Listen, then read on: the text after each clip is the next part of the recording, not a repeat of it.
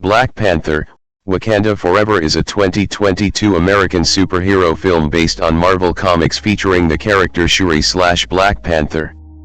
Produced by Marvel Studios and distributed by Walt Disney Studios Motion Pictures, it is the sequel to Black Panther, 2018, and the 30th film in the Marvel Cinematic Universe, MCU. Directed by Ryan Coogler, who co-wrote the screenplay with Joe Robert Cole, the film stars Letitia Wright as Shuri/Black Panther, alongside Lupita Nyong'o, Danai Gurira, Winston Duke, Florence Kasumba, Dominique Thorne, Michaela Coel, Mabel Cadena, Tenoch Huerta Mejía, Martin Freeman, Julia Louis-Dreyfus, and Angela Bassett. In the film, the leaders of Wakanda fight to protect their nation in the wake of King T'Challa's death. Ideas for a sequel began after the release of Black Panther in February 2018. Coogler negotiated to return as director in the following months, and Marvel Studios officially confirmed the sequel's development in mid-2019. Plans for the film changed in August 2020 when Black Panther star and T'Challa actor Chadwick Boseman died from colon cancer, with Marvel choosing not to recast his role. The return of other main cast members from the first film was confirmed that November, and the sequel's title was revealed to be Black Panther, Wakanda Forever in May 2021. Filming began in late June in Atlanta, taking place at both Trilith Studios and Tyler Perry Studios, before moving to Massachusetts in August, but was halted in November to allow Wright to recover from an injury sustained during filming. It resumed by mid-January 2022 and wrapped in late March in Puerto Rico. Black Panther, Wakanda Forever premiered at the El Capitan Theater and the Dolby Theater in Hollywood, Los Angeles, on October 26, 2022, and was released in the United States on November 11, as the final film in Phase 4 of the MCU. The film received generally positive reviews from critics and grossed $859.2 million worldwide, becoming the sixth highest grossing film of 2022. Wakanda Forever and Bassett's performance received numerous awards and nominations, including 5 Academy Awards, winning Costume Design, 1 British Academy Film Award, 6 Critics' Choice Movie Awards, winning 2 Golden Globe Awards, winning 1, and 2 Screen Actors Guild Awards. A spin-off miniseries focusing on Thorne's Riri Williams, Ironheart, premiered in June 2025. A sequel is in development. Plot: T'Challa, King of Wakanda, is suffering from a terminal illness which his sister Shuri believes can be cured by the heart-shaped herb. Shuri attempts to synthetically recreate the herb after it was burned by Eric Killmonger Stevens but fails to do so before T'Challa dies. A year later, Wakanda faces pressure from other nations to share their vibranium, with attempts to steal it by force. Queen Ramonda urges Shuri to continue her herb research to create a new Black Panther, but Shuri refuses, believing the Black Panther is no longer needed. In the Atlantic, a U.S. expedition team uses a vibranium detector to find a deposit underwater, but a group of blue-skinned, water-breathing superhumans led by Namor kills them. The CIA suspects it was Wakanda's involvement. Namor confronts Ramonda and Shuri after bypassing Wakanda's security. He blames Wakanda for the vibranium race and gives them an ultimatum: hand over the scientist who created the detector or he will attack Wakanda. Shuri and Okoye learn from CIA agent Everett K. Ross that the scientist is MIT student Riri Williams. They confront her at the university before being pursued by the FBI and Namor's warriors, who defeat Okoye and take Shuri and Williams underwater to meet Namor. Angered by Okoye's failure to protect Shuri, Ramonda strips her of her title as General of the Dora Milaje and seeks out Nakia, who has been living in Haiti since the blip. Namor shows Shuri his vibranium-rich underwater kingdom of Talakang, protected for centuries from the surface world. Bitter at the surface world for the slavery and genocide of his people, Namor proposes an alliance with Wakanda against the rest of the world, threatening destruction if they refuse. Nakia helps Shuri and Williams escape, accidentally killing 2 Talakanal guards. Namor retaliates with an attack on Wakanda, during which Ramonda drowns while saving Williams. Namor vows to return with his army, and Wakanda's citizens relocate to the Jabari Mountains for their safety. Meanwhile, Ross is arrested by his ex-wife, CIA Director Valentina Allegra de Fontaine, for secretly exchanging classified intelligence with Wakandans. After Raymunda's funeral, Shuri uses a remnant of the herb that gave Namor's people their superhuman abilities to reconstruct the heart-shaped herb. She ingests it, gaining superhuman abilities and meeting Killmonger in the ancestral plane, who questions if she will seek revenge or be as honorable as T'Challa. Shuri dons a new Black Panther suit and is accepted by the other Wakandan tribes as the Black Panther. Despite M'Baku's urges for peace, Shuri is determined to exact vengeance on Namor for Raymunda's death and orders an immediate counterattack on Talakang.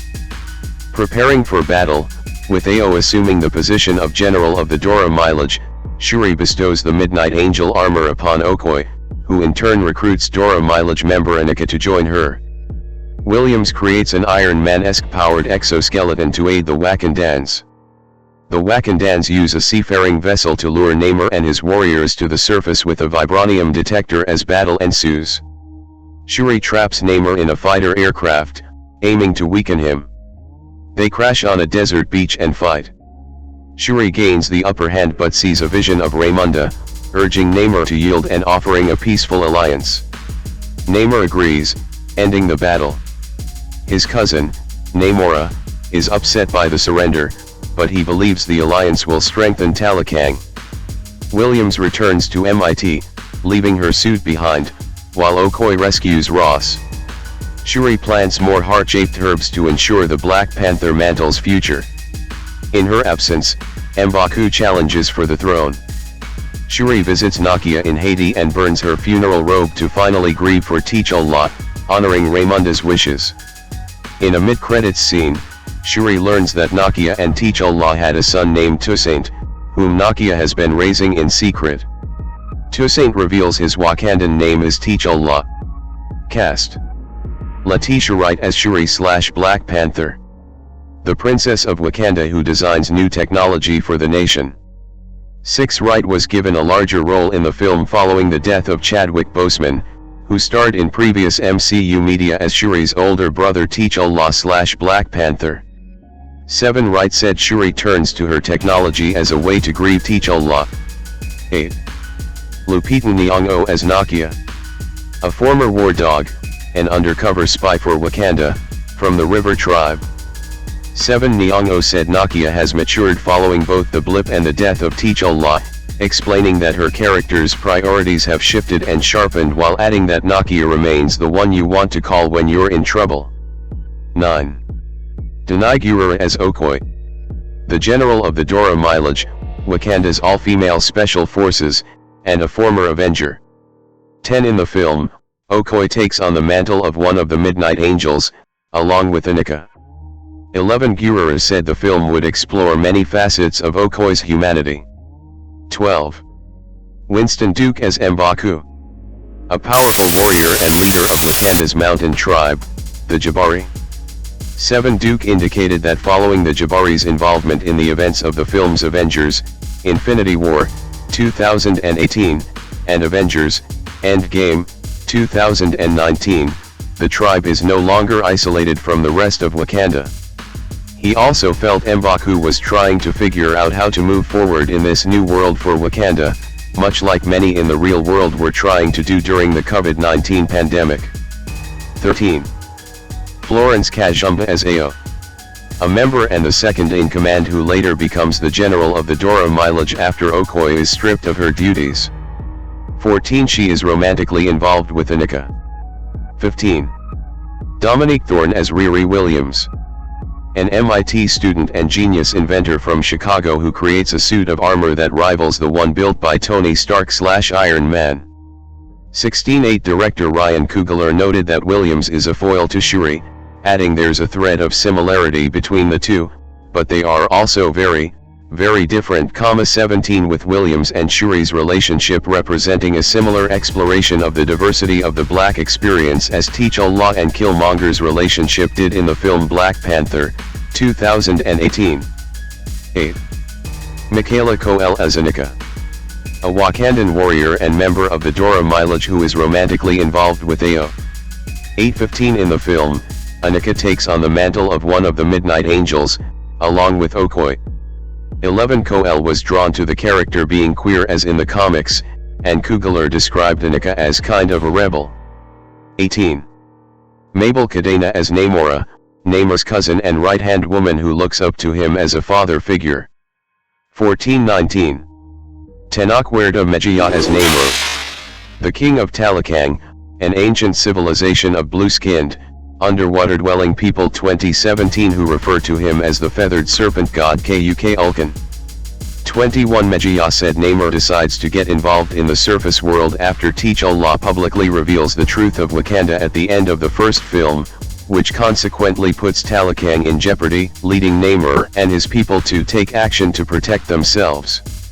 Mejía also confirmed that the character is a mutant as in the comics.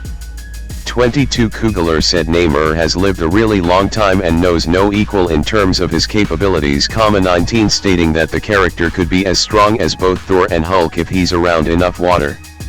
23 Mejía called Namor an anti-hero. 24 explaining that it was important to both him and Coogler to humanize the character by making his motivations understandable despite him having an antagonistic role in the film. 25 Coogler was enthused to include Namor's really unique features from the comics, including his ankle wings and pointy ears. 17 Coogler focused on those features to contrast the film version of Namor with the DC Comics superhero Aquaman, as the two characters are often compared to each other. 26 Coogler also described the character as kind of an asshole, kind of romantic, and just incredibly powerful.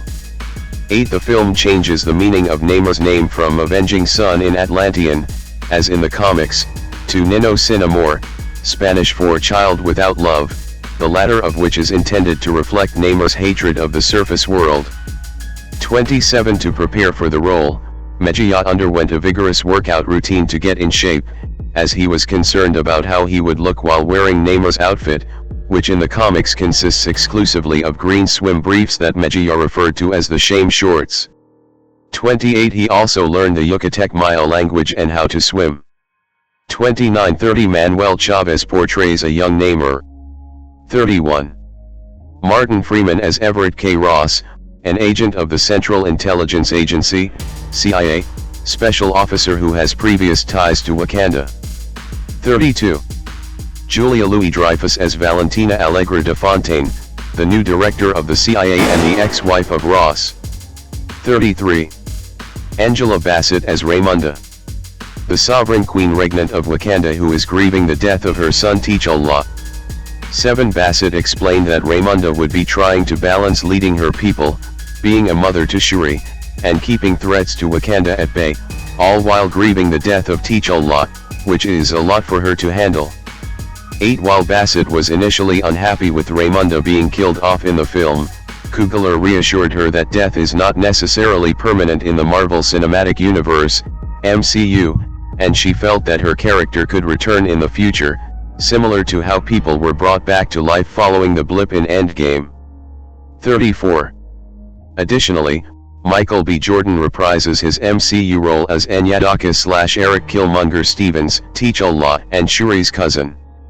35 Returning from Black Panther are Isach Dibankole, Danny Sapani, and Dorothy Steele, in her final, posthumous role, as the Wakandan River Tribe 36, Border Tribe 37 and Merchant Tribe Elders 38 respectively.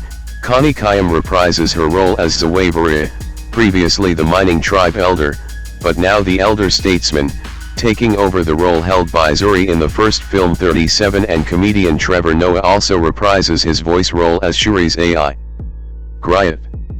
39 Alex Livin Ali portrays the Talakanal warrior Atuma. 14 While Maria Mercedes Koroi portrays Princess Fen, Namor's mother. 40 Lake Bell, who previously voiced alternate universe variants of Natasha Romanoff/Black Widow in the Disney Plus animated series What If? 2021 to 2024, and Robert John Burke appear as Dr. Graham and Smitty, respectively, a pair of CIA officials in charge of the vibranium mining operation.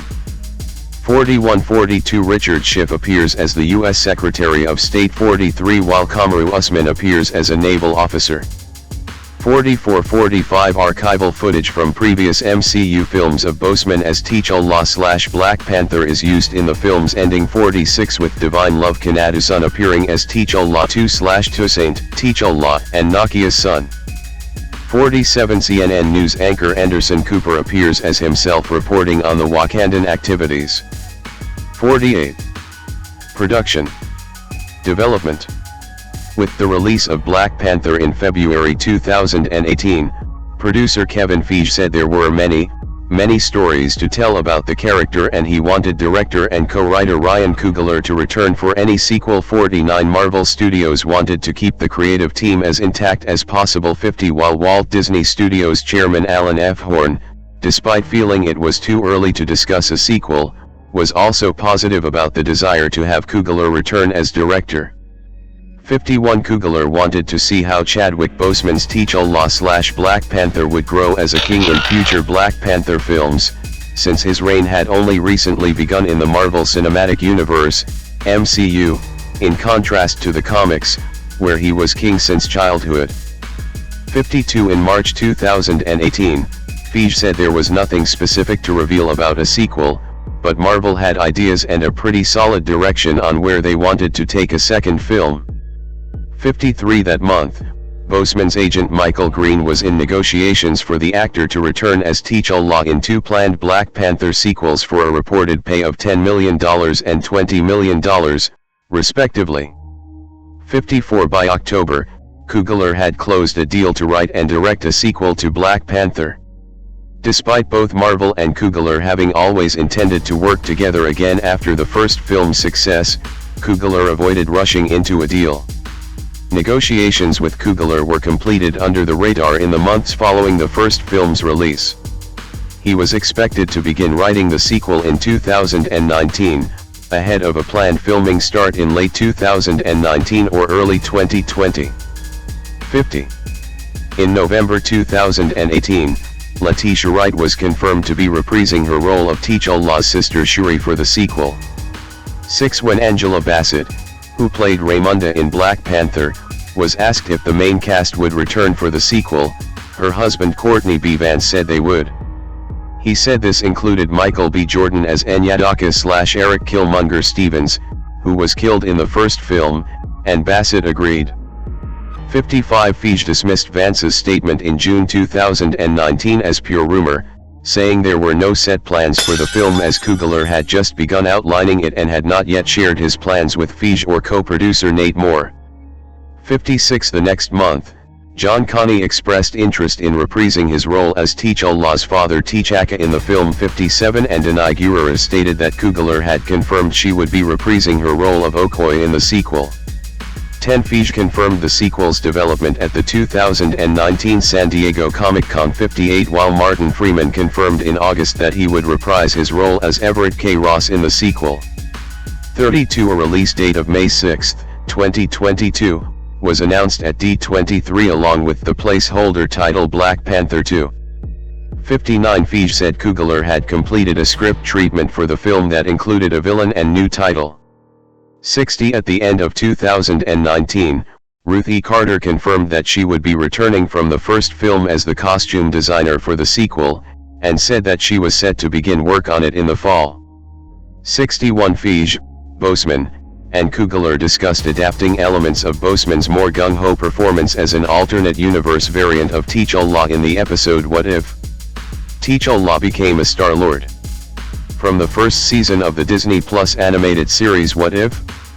2021 to 2024, for the film. 62. Chadwick Boseman was an immensely talented actor and an inspirational individual who affected all of our lives professionally and personally. His portrayal of T'Challa the Black Panther is iconic and transcends any iteration of the character in any other medium from Marvel's past. And it's for that reason that we will not recast the character. Producer Kevin Feige in December 2020 on the decision to not recast Boseman's role of T'Challa following his death. 63. On August 28, 2020, Boseman died from colon cancer. Coogler stated that he had been unaware of Boseman's illness, and had spent the last year preparing, imagining, and writing words for him to say in the film that we weren't destined to see. 64 Feige and other executives at Marvel Studios were also unaware of Boseman's illness. Boseman, who had become thinner from his illness in the weeks prior to his death, had been prepared to begin gaining the weight back in September 2020 ahead of filming the sequel in March 2021. According to The Hollywood Reporter, industry observers felt Disney could recast the role, but that might generate a fan outcry and prompt comparisons between actors.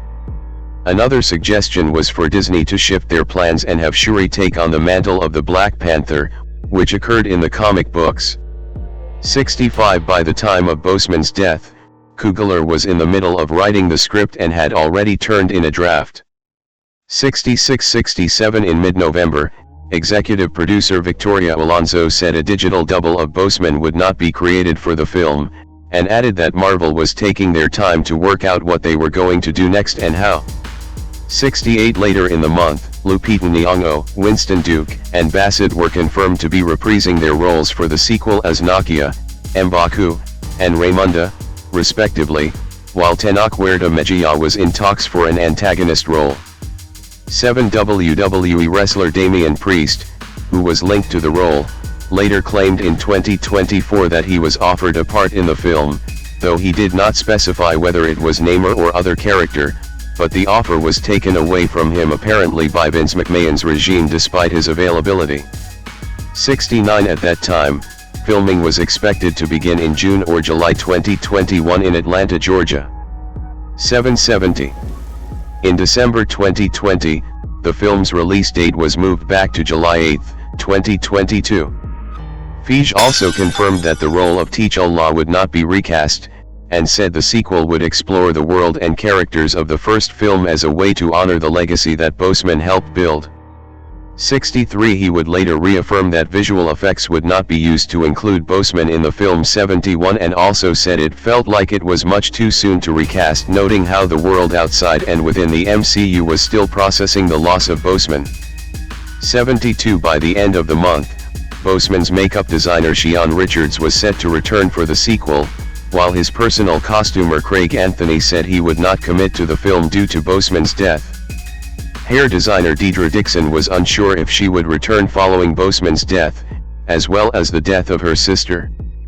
54 Feige said in January 2021 that the primary focus of the sequel was always about further exploring the characters and different subcultures of Wakanda.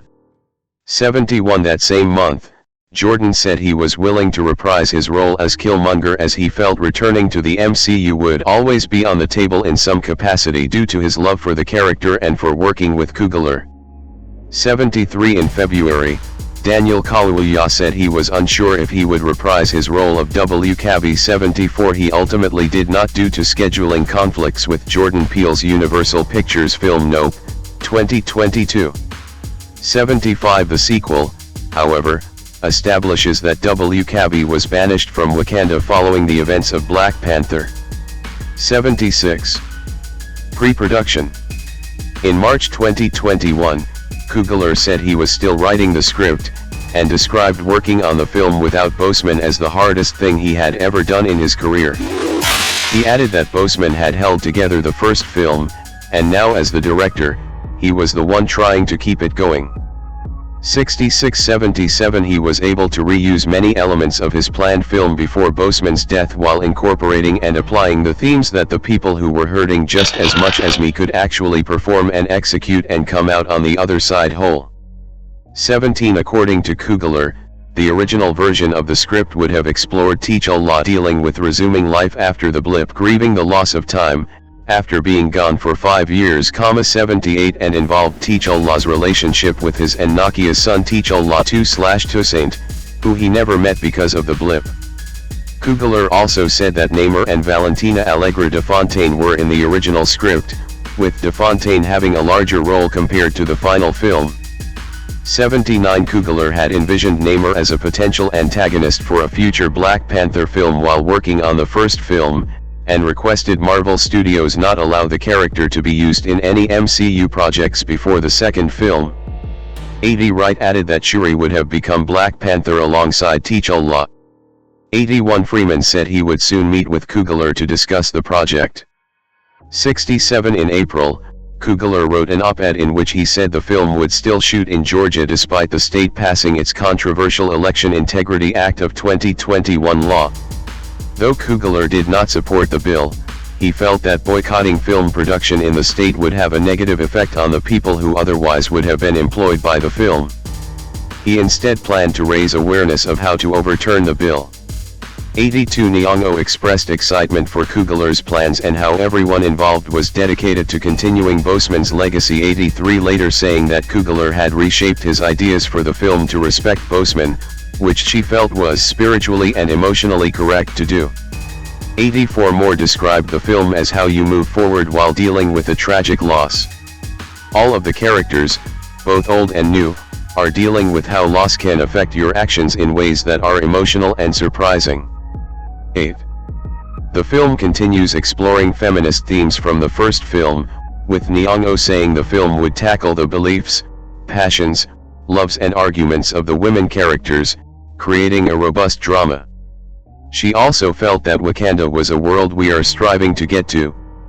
85 The film introduces Namor to the MCU, while changing his home world from the comics, Atlantis, to Talokan 1720, a decision made by Coogler to avoid comparisons with previous adaptations of the legendary Atlantis seen in works such as the films Atlantis, The Lost Empire, 2001, and Aquaman, 2018.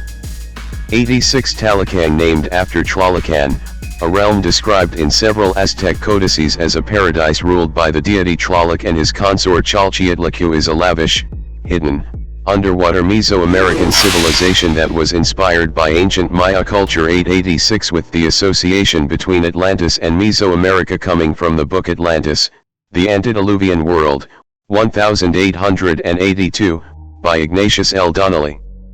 87 The creatives worked closely with Mayan historians and experts to portray Talokan in the film. 8 Coogler noted Talokan was similar to Wakanda in that it was also an advanced civilization hiding in plain sight. 17 With more stating the two often find themselves in conflict because they're not dissimilar. They are these nations that would prefer to be hidden and isolated, with monarchs who are incredibly powerful and have strong points of view about how the world should be. Hannah Beachler returned from the first film as production designer, noting she did a deep dive to portray this version of Atlantis in the film.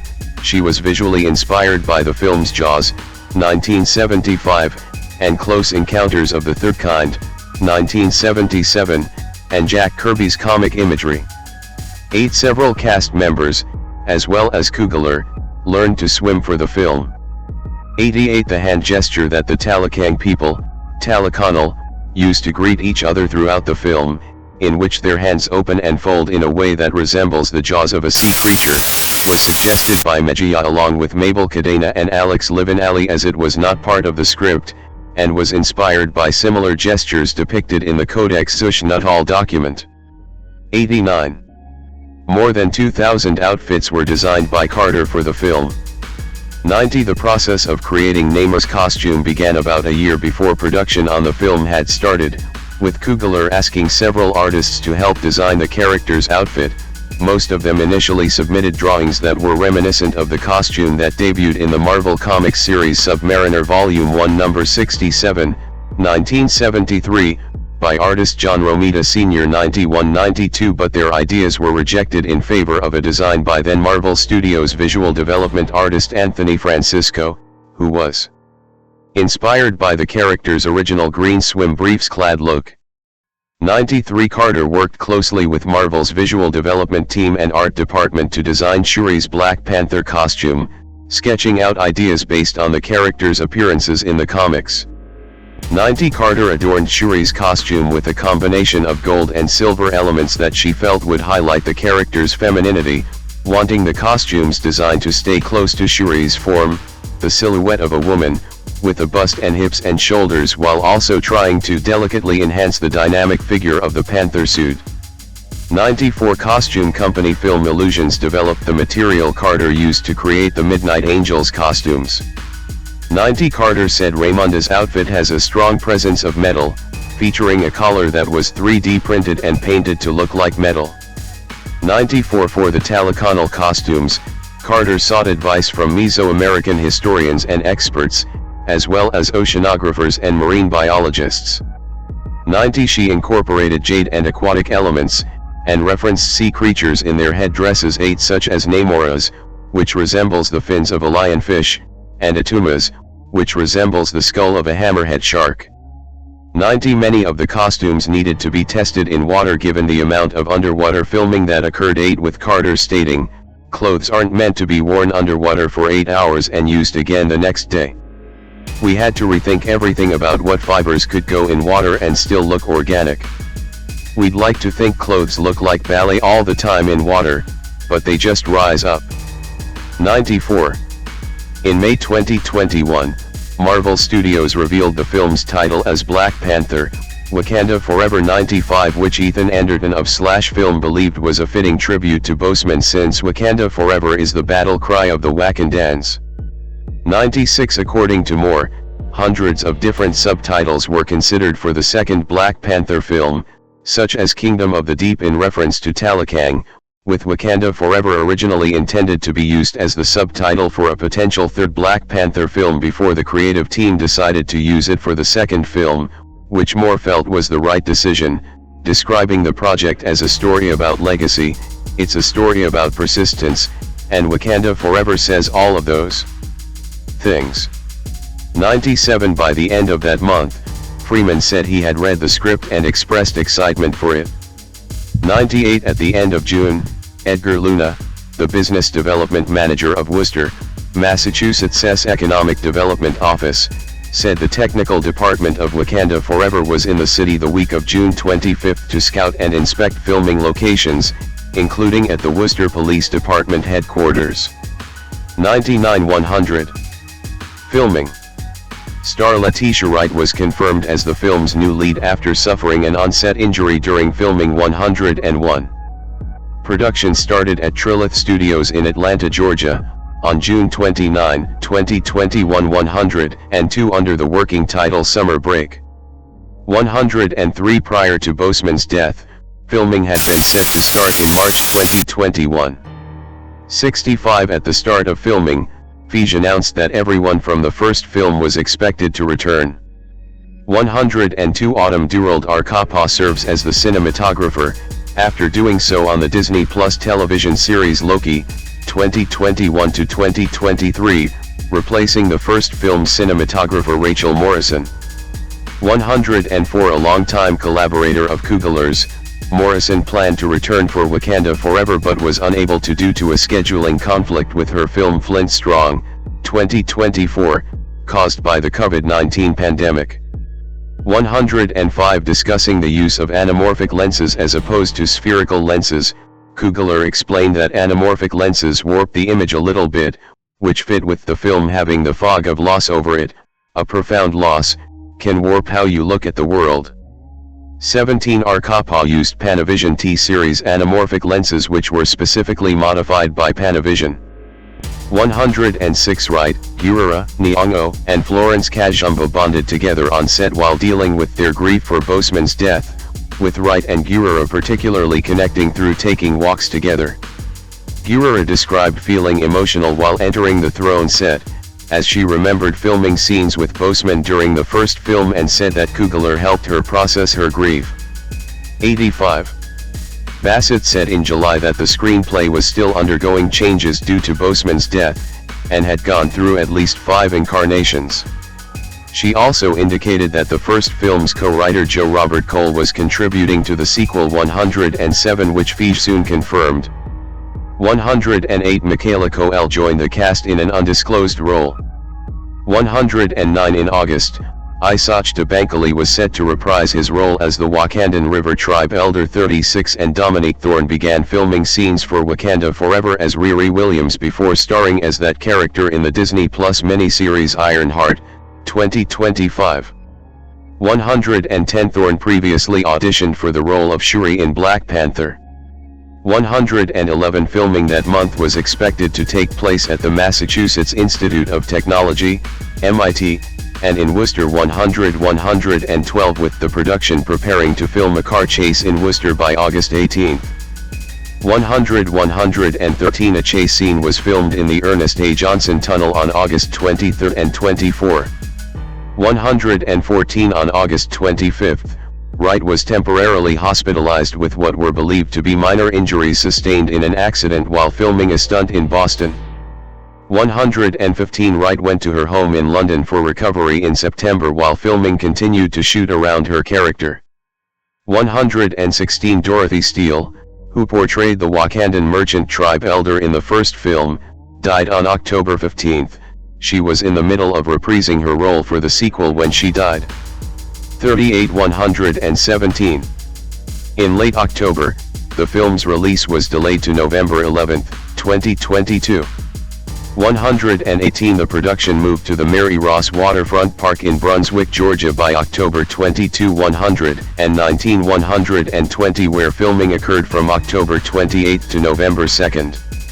120 Michael Torres, the manager of the Brunswick Landing Marina, said a 300-foot cruise ship would join the production in the following days, and most of the filming occurred on the water. Matthew Hill, Brunswick's Downtown Development Authority director, said most of the scenes were shot at night. 121 By November 5, filming of the scenes that did not require Wright was completed. 116 Before the production went on hiatus on November 19. This was to accommodate Wright's fractured shoulder and a concussion, which were more serious than initially determined, and was not expected to affect the film's release date. 116 101 The United States Centers for Disease Control and Prevention, CDC, implemented new rules on November 8 requiring non-US citizens to be fully vaccinated against COVID-19 and provide proof of vaccination before traveling to the country. The Hollywood Reporter noted that this could present an issue for Wright's return to filming in Atlanta since she is not a U.S. citizen and was reportedly not vaccinated. 122 In mid-December, The Hollywood Reporter confirmed that filming would resume in late January 2022 in Atlanta with Wright involved. 123 Fij, Moore, and executive producer Louis D. Esposito confirmed upon the start of the hiatus that Wright was the film's new lead. 101. Filming resumed by mid-January 2022, with a recovered Wright returning, and was expected to continue for 4 weeks.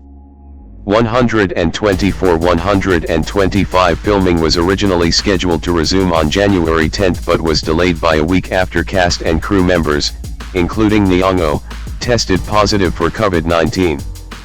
At that time, The Hollywood Reporter reported that Duke had negotiated a pay raise for his return because of his character's expanded role in the sequel. 125 The following month, Nyong'o revealed that Danny Sapani would be reprising his role as the Wakandan border tribe elder in the film. 37 Thorne completed filming her scenes by March 13. 126 Additional photography began on March 18, in Puerto Rico, where filming officially wrapped on March 24. 127 128 Post-production. In June 2022, Mejía confirmed that he was appearing in the film 29 and he was officially announced to be playing Namor at the 2022 San Diego Comic-Con the next month. 129 When Coel, Cadena, and Livin Ali were also revealed to be respectively playing Annika, Namora, and Atuma, and Kasumba was confirmed to be reprising her role as Ao. 14 Damian Priest said that he had been offered a role in the film, which was reported to have been Atuma, as well as Namor. 130 reshoots occurred with the cast following their appearance at Comic-Con. Mejía said the reshoots were intended to add little missing pieces to the film. 131 In late July, it was reported that Kamaru Usman had been cast in the film for a role that was subsequently confirmed to be a cameo appearance as a naval officer. 44-45 While Richard Schiff was revealed to be cast in September 132 playing the U.S. Secretary of State in the film. 43 Lake Bell, who previously voiced alternate universe variants of Natasha Romanoff / Black Widow in What If, was revealed to be appearing in the film in late October. 41 In early November, Maria Mercedes Coroy confirmed that she had been cast as Namor's mother Fen in the film. 40 By the middle of the month, Jordan and Julia Louis-Dreyfus were revealed to be reprising their MCU roles as Killmonger and Valentina Allegra de Fontaine in the film. 35-33 Additionally, Robert John Burke was revealed to have been cast in the film. Both he and Bell were confirmed to be playing a pair of Central Intelligence Agency, CIA, officials named Smitty and Graham, respectively. 41-42. Archival footage of Boseman as T'Challa/Black Panther from previous MCU films is used at the end of Wakanda Forever. 46 Unlike most MCU films that include both mid-credits and post-credits scenes, Wakanda Forever features only one scene. It shows Shuri being introduced to her nephew T'Challa II/Toussaint, who was played by Divine Love Kanatu's son.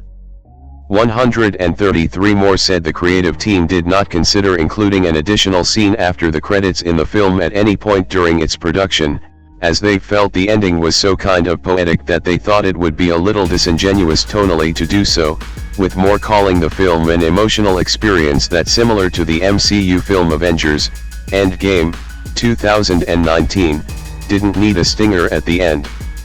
134-135 Wright said only 2 other children auditioned for the role of T'Challa II besides Kanatu's son.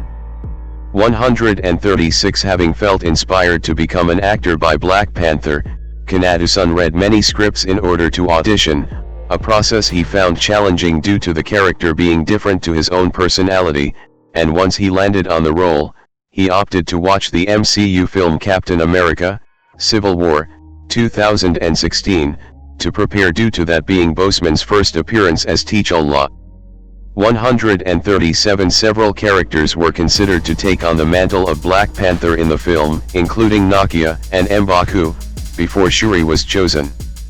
138 Aaron Toney, who served as fight coordinator on Wakanda Forever, confirmed that Namor's ankle wings are capable of growing back after a scene in the film showed one of them being cut off by Shuri. 139 There had been discussions regarding the inclusion of a romance between Shuri and Namor in the film, but the idea was scrapped. 140. External videos. Video icon Marvel Studios Black Panther, Wakanda Forever End Credits Main on-End Title Sequence presents the film's main on-end title sequence, YouTube video from Perceptions channel. Michael P. Shaver returned as editor from the first film 141 while Jeffrey Bauman served as the visual effects supervisor. The visual effects for Wakanda Forever were provided by Digital Domain, Industrial Light and Magic, Weta FX, Cinesight, Rise FX, SSV FX, and Storm Studios. 142 2,233 out of the film's 2,548 shots involved the use of visual effects, which were created by more than a dozen VFX vendors. 143 Perception designed the film's main on-end title sequence, which depicts Shuri's funeral clothes being burned to reveal a Black Panther suit underneath. The sequence was filmed practically using a specialized fireproof Panavision camera, with Perception igniting controlled flames on cloth similar to the fabric worn by Shuri in the film. 144 Sound editors Steve Bodeker and Benny Bird, who both worked on the film, used the sound of rattlesnakes for Namor's ankle wings, an idea Coogler suggested about 2 weeks before sound editing was completed. 145 In late November 2022, Weta FX supervisor Chris White revealed that Marvel Studios created a 200-page Talakang Bible for the film that contains details about the kingdom such as its history, battle strategies, tools built, architecture, influence, and other elements. 146-147 The next month, Shaver revealed that the film originally had a 4.5-hour cut that included additional scenes featuring Talakang and the developing relationship between Shuri and Williams, as well as a subplot involving the two of them teaming up with Namor to accomplish an unspecified task. Shaver attributed the reduced cut of the film to changes in its pacing, and added that the removal of that material caused the film's narrative to be reworked, which was done during reshoots. 141. Music. Main article, Black Panther, Wakanda Forever, soundtrack. In September 2021, it was revealed that Ludwig Göransson was set to return as composer for Wakanda Forever from the first film. 148. His score was released by Hollywood Records on November 11, 2022. 149. Black Panther, Wakanda Forever Prologue, a soundtrack extended play, was released by Hollywood Records and Marvel Music on July 25, 2022, and includes Thames' cover of Bob Marley's No Woman, No Cry, which was used in the film's teaser trailer, A Body, A Coffin by Amari, and Soy by Santa Fe Clan. Göransson produced all three songs, and co-wrote A Body, A Coffin with Amari, Q-Steed, KZ, Cracker Mallow, and Mysu. 150. In late October 2022, it was announced that the film's lead single would be Lift Me Up by Rihanna, written by Thames, Göransson, Rihanna, and Coogler, as a tribute to Boseman. The single marks Rihanna's first solo musical output since 2016 and was released on October 28, through Westbury Road, Rock Nation, Def Jam Recordings, and Hollywood Records. Thames stated she wanted to write a song that portrays a warm embrace from all the people that I've lost in my life. 151. Lift Me Up was featured on the film's soundtrack, Black Panther, Wakanda Forever, music from and inspired by, which was released on November 4, 2022, by Rock Nation, Def Jam Recordings, and Hollywood Records. 151. 149. Voices Rising, the music of Wakanda Forever, a three-part documentary series detailing the creation process of Wakanda Forever soundtrack, had its first episode released on Disney Plus on February 28, 2023. 152. 153. In the first episode, Nigeria, Past is Present, Coogler and Göransson work in Lagos, Nigeria to incorporate the sounds of traditional music along with contemporary artists such as Fireboy DML, Bloody Civilian, and Bisisway into the score. 153. The second episode, Mexico, Con la Brisa, 154 sees Göransson working in Mexico to once again blend traditional music and instruments alongside modern artists such as Fudakush, Vivir Quintana, and Mayor Advertencia, to create the sound of Namor and the Talakang people. 155. The third episode, London, Bring It Home, 154 sees Göransson recording the orchestra for the score at the Abbey Road Studios in London in mid-2022, while working to infuse it with the elements he recorded in Mexico and Nigeria alongside artists including Jorge Smith and Burna Boy. 155. Göransson also collaborates again with Senegalese singer Baba Maal, who returned from the first film to provide vocals. Citation needed. The series was produced by Actual Films, JM Films, and Proximity Media. 156. The series was originally scheduled to be removed from Disney Plus on May 26, 2023, as part of Disney's efforts to reduce content costs, but it was ultimately decided that it would remain on the service at that time. 157. Marketing. The first footage from the film was shown in a sizzle reel of Disney's upcoming films during the studio's presentation at Cinemacon in April 2022. 158. Feige, Coogler, and the cast promoted the film at the 2022 San Diego Comic-Con alongside a live performance from singer Baba Maal, Tama player Mass Amba Diop, and other African drummers and dancers, and the debut of the teaser trailer on July 23, 2022. 159. 160. It featured a cover of Bob Marley's No Woman, No Cry that transitions into Kendrick Lamar's All Right, 2015.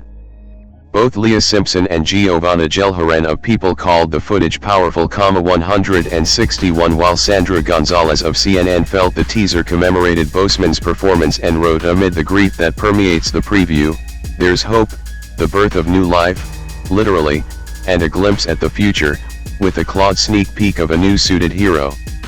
162. Writing for IndieWire, Christian Zilko also felt the teaser commemorated Boseman's performance while also opining that this presented a daunting challenge for Marvel Studios for Black Panther's future, due to Boseman being regarded as one of the cornerstones of the MCU moving forward and the studio not recasting his role. 163 Variety's Carson Burton and J. Kim Murphy felt the teaser focused on who would take on the mantle of Black Panther, noting the presence of a mysterious figure at the end of the trailer. 164 The teaser trailer received 172 million views in its first 24 hours of release. 165 Funko Pops for the film were also revealed a day after. 166. The film was included in a sizzle reel shown ahead of screenings during National Cinema Day that highlighted upcoming films from various studios. 167 Coogler, Wright, Duke, Bassett, and Mejía promoted the film at the 2022 D23 Expo with exclusive footage, which Aaron Couch from The Hollywood Reporter described as a gripping sequence. 168 An official trailer was released on October 3, 2022.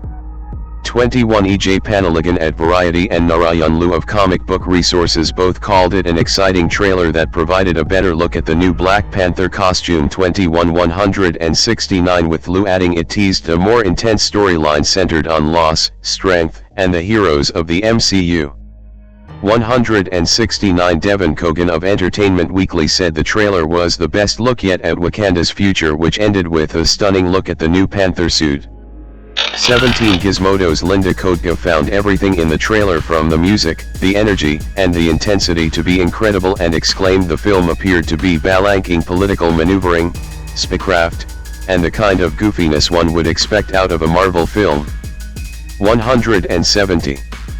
In October 2022, Marvel partnered with Target for an ad campaign featuring Thorne reprising her role as Riri Williams. The minute-long ad was directed by Malik Vidal and shows Williams working on her Mark I Ironheart suit concurrently with a group of young black girls creating with Lego. Williams sees one of the girls at Target, who gives her inspiration for her suit's power source. Shannon Miller at Adweek called the ad a rare occurrence in mainstream marketing of two young black STEM girls interacting. The ad featured several MCU-themed Easter eggs and the song I Got the Juice by Janelle Monáe featuring Pharrell Williams. It debuted online on October 16, 2022, with an airing during Monday Night Football the following day. 30 and 15-second versions were also created. Marvel and Target's partnership also includes exclusive merchandise and augmented reality experiences within Target stores. 171 Also in October, Sprite Zero Sugar launched a marketing campaign to promote the film from Whedon plus Kennedy and Momentum Worldwide. 172 Lexus ran an advertisement promoting its RZ450e with Gurira portraying Okoye. Lexus and Adidas teamed up to design a custom Lexus LC500 convertible for Juju Smith-Schuster during the world premiere. Both it and the Lexus GX feature in the film. 173. On November 1, McDonald's began selling Wakanda Forever Happy Meals, which included one of 10 toys based on characters from the film. 174 Additionally, Kraft Foods released macaroni and cheese with Wakanda Forever inspired shapes. 175 A 6-episode podcast hosted by Ta-Nehisi Coates, titled Wakanda Forever, the official Black Panther podcast, features interviews with the cast and crew discussing the making of the film. The first episode premiered on November 3, 2022, and the subsequent episodes would be released weekly beginning January 2023. 176 3 episodes of the series Marvel Studios Legends were released on November 4, 2022, exploring T'Challa, Shuri, and the Dora Milaje using footage from their previous MCU appearances. 177 While a 2020's TV special entitled Black Panther, In Search of Wakanda hosted by Robin Roberts and featuring interviews with the film's cast was aired on ABC. 178 To celebrate the launch of Adidas Wakanda Forever collection, Calty Design Research, Adidas School for Experiential Education in Design and Carbon partnered to design a custom Lexus RX 500 HF Sport inspired by the film. 179 advertisers paid more than $100 million for the promotional campaign of Wakanda Forever according to Deadline Hollywood. 173. Release. Theatrical. Black Panther, Wakanda Forever premiered at the El Capitan Theater and the Dolby Theater in Hollywood, Los Angeles, on October 26, 2022. 181. It also premiered in Lagos, Nigeria on November 6, 2022, an occasion Deadline Hollywood described as the first local premiere for a Marvel film. 182. It began releasing internationally on November 9, 2022 180 and in the United States on November 11. 118. It was previously scheduled for May 6 and then for July 8, 2022. 5963. The film was released theatrically in France, despite the country's 17-month waiting period for when films can appear on streaming services after its theatrical release. Disney's decision to release Wakanda Forever in theaters was encouraged by the French government's acknowledgement that their media chronology needed to be modernized and their timeline to do so, after previously opting to skip the theatrical release of their film Strange World, 2022, and release it directly to Disney+. Under the current chronology, Wakanda Forever would first become available on Disney+ in France in early 2024. 183. The removal of a depiction of a same-sex relationship between Ayo and Aneka, along with some other edits, were made for the film to be released in Kuwait. 184. Wakanda Forever was released in China on February 7, 2023, becoming the first MCU film to be released in the country since Spider-Man: Far From Home, 2019. 185. It is the final film of Phase 4 of the MCU. 186. Home media. The film was released on Disney Plus on February 1, 2023, with an IMAX enhanced version also available. 187. It was also released by Walt Disney Studios Home Entertainment on Ultra HD Blu-ray, and DVD on February 7, 2023. The home media includes audio commentary, deleted scenes, a gag reel, and various behind-the-scenes featurettes. 188. Upon its release on Disney+, the film became the most watched Marvel film premiere globally on the service, based on hours streamed in its first 5 days. 189. Reception. Box office. Black Panther, Wakanda Forever has grossed $453.8 million in the United States and Canada, and $405.4 million in other territories, for a worldwide total of $859.2 million. 5. It is the sixth highest grossing film of 2022. 190. Its worldwide opening weekend earned $331.6 million, marking the third largest opening of the pandemic era, behind Spider-Man: No Way Home, $601 million, and Doctor Strange in the Multiverse of Madness, $452 million. 191. Deadline Hollywood calculated the film's net profit as $259 million, accounting for production budgets, marketing, talent participations, and other costs. Box office grosses and home media revenues placed it fifth on their list of 2022's most valuable blockbusters. 2. According to The Hollywood Reporter, Wakanda Forever was projected to earn $175 million in the US and Canada on its opening weekend. 192. By November 2022, Box Office Pro estimated the film's opening weekend in the US and Canada to be between $170 to $205 million, and projected the film would earn $435 to $543 million for its total domestic gross. 193. The film made $84.3 million on its first day, which included $28 million from Thursday night previews. 194. 195. Its opening weekend earned $181.3 million, becoming the top film of the weekend.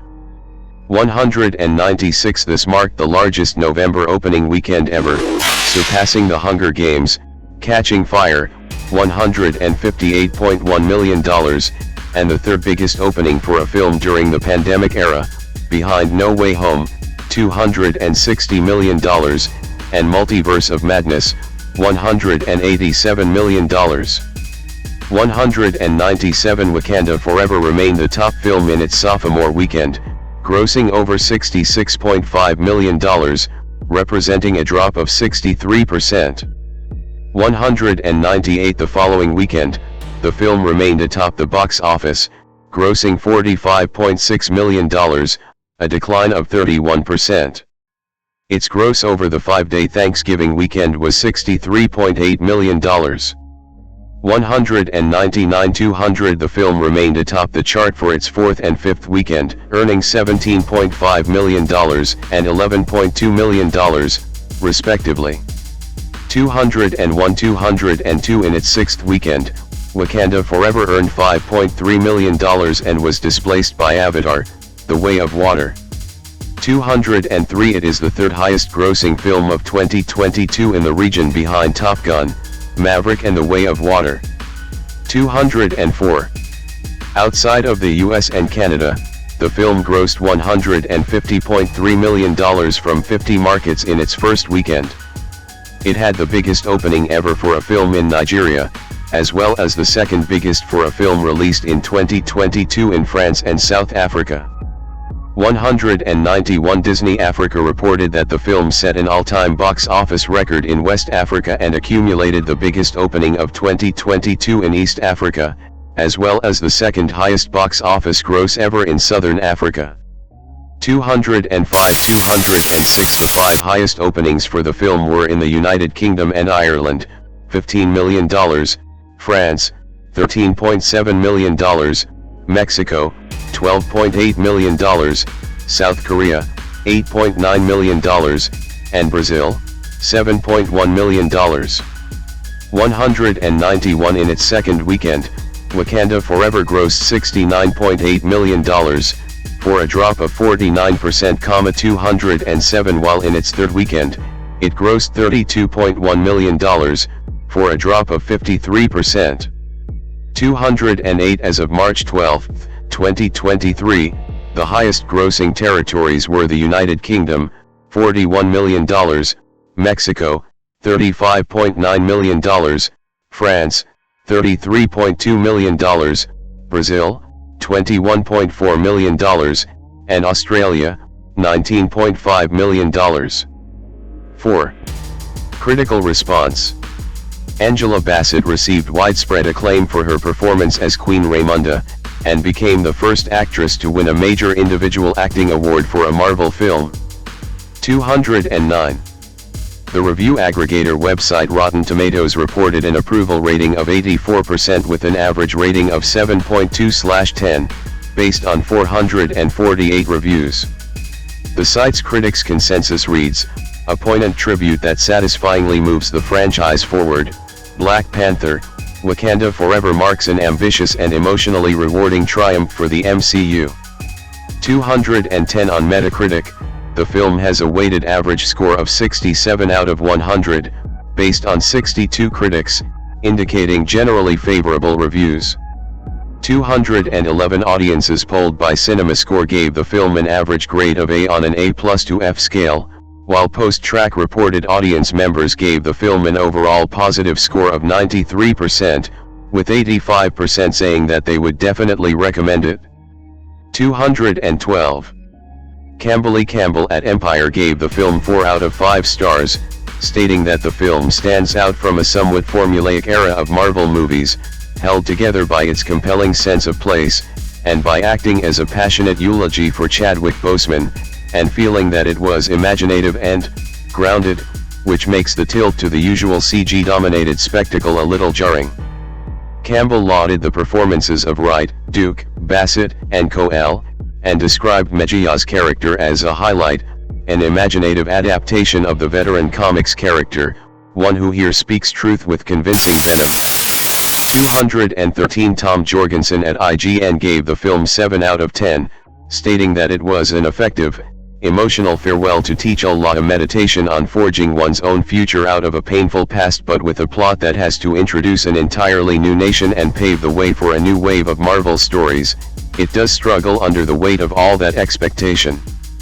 Jorgensen lauded Bassett and Mejia's performances, but he felt that Talakang had not been established quite as gracefully, and the film's third act had pushed its luck too far, with a poorly conceived and logically baffling tactical choice.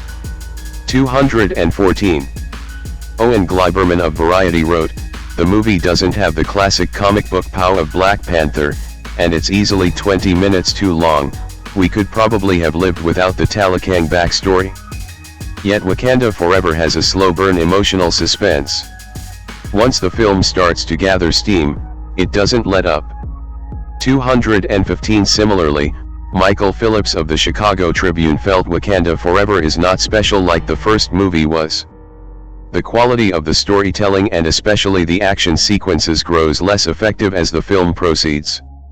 Nevertheless, he singled out that every actor on screen here is marvelous, even when the script and effects-driven spectacle settles for the wrong kind of more.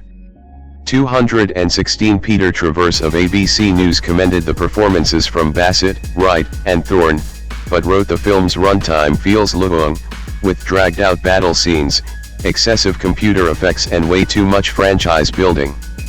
217. The BBC's Nicholas Barber said that the sequel struggled due to the loss of Boseman, but commended the visual effects and Bassett, Wright, and Lupita Nyong'o's acting. 218. David Rooney of The Hollywood Reporter felt that even if the length feels overextended, Coogler and his editors deserve credit for allowing breathing space between the action scenes for character and relationship development, with Ludwig Göransson's African-inflected score enhancing both those quieter moments and the big smackdowns. It's impossible for Wakanda Forever to match the breakthrough impact of its predecessor, but in terms of continuing the saga while paving the way for future installments, it's amply satisfying. 219. And Hornaday of the Washington Post wrote, "Wakanda Forever winds up feeling hopelessly stalled, covering up an inability to move on by resorting to repetitive, over-familiar action sequences, maudlin emotional beats and an uninvolving, occasionally incoherent story." 220. James Berardinelli of Real Views gave the film 2 stars out of 4, criticizing the film's runtime and world-building subplots. He further wrote that the sequel is not so much a bad movie as it is disappointing and frustrating. There are some strong moments both in terms of character development, primarily for Shuri, who has the deepest and most compelling arc, and action. The car chase is perfunctory but some of the battle scenes are well executed, but not enough of them. There are no rousing moments designed to elicit a mass cheer from the audience. 221. French Minister of Armed Forces Sébastien Lecornu took issue with the portrayal of the French armed forces in the film, calling it a false and misleading representation. A scene in the film shows French mercenaries who were captured by Wakandans after they attacked an outpost in Mali being brought before the United Nations in uniforms similar to those worn by French soldiers in Operation Barkhane. This was considered a sensitive storyline for France, given its soldiers withdrew from its involvement in the Mali War in 2022, and were replaced by Russia's Wagner Group. 222. Accolades. Main article, list of accolades received by Black Panther, Wakanda Forever. Black Panther, Wakanda Forever was nominated for 5 Academy Awards, winning 1,223 a British Academy Film Award, 224 6 Critics' Choice Movie Awards, winning 2,225 2 Golden Globe Awards, winning 1,226 and 2 Screen Actors Guild Awards, 227 among others. Bassett became the first actress to win a major acting award for her role in a Marvel film. 209. In addition, with Bassett's nomination for Best Supporting Actress at the 95th Academy Awards, Wakanda Forever became the first Marvel film to be nominated for an Academy Award in an acting category. 228. Documentary Special. Main article, Marvel Studios, assembled.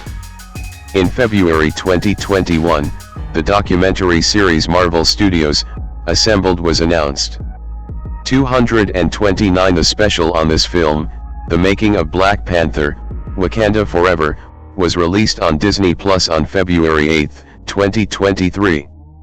230. Future. Ironheart. Main article, Ironheart, miniseries.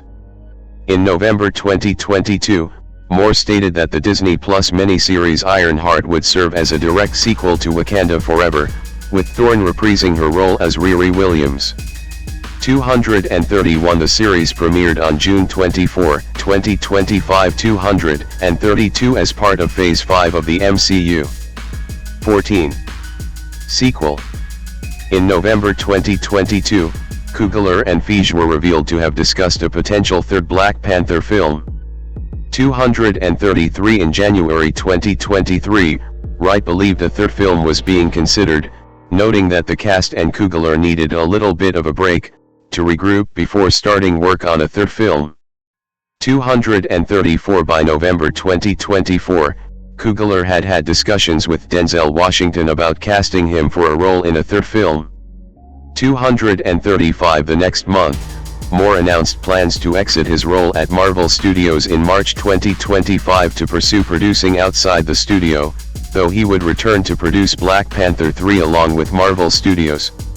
236. Coogler confirmed Washington's casting that June. Letitia Wright, born October 31, 1993, is a British actress.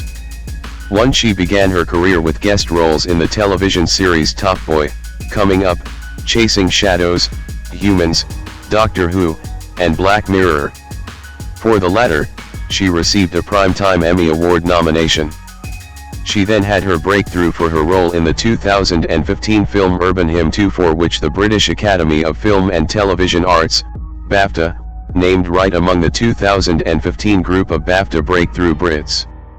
In 2018, she attained global recognition for her portrayal of Shuri in the Marvel Cinematic Universe film Black Panther, for which she won an NAACP Image Award and a SAG Award.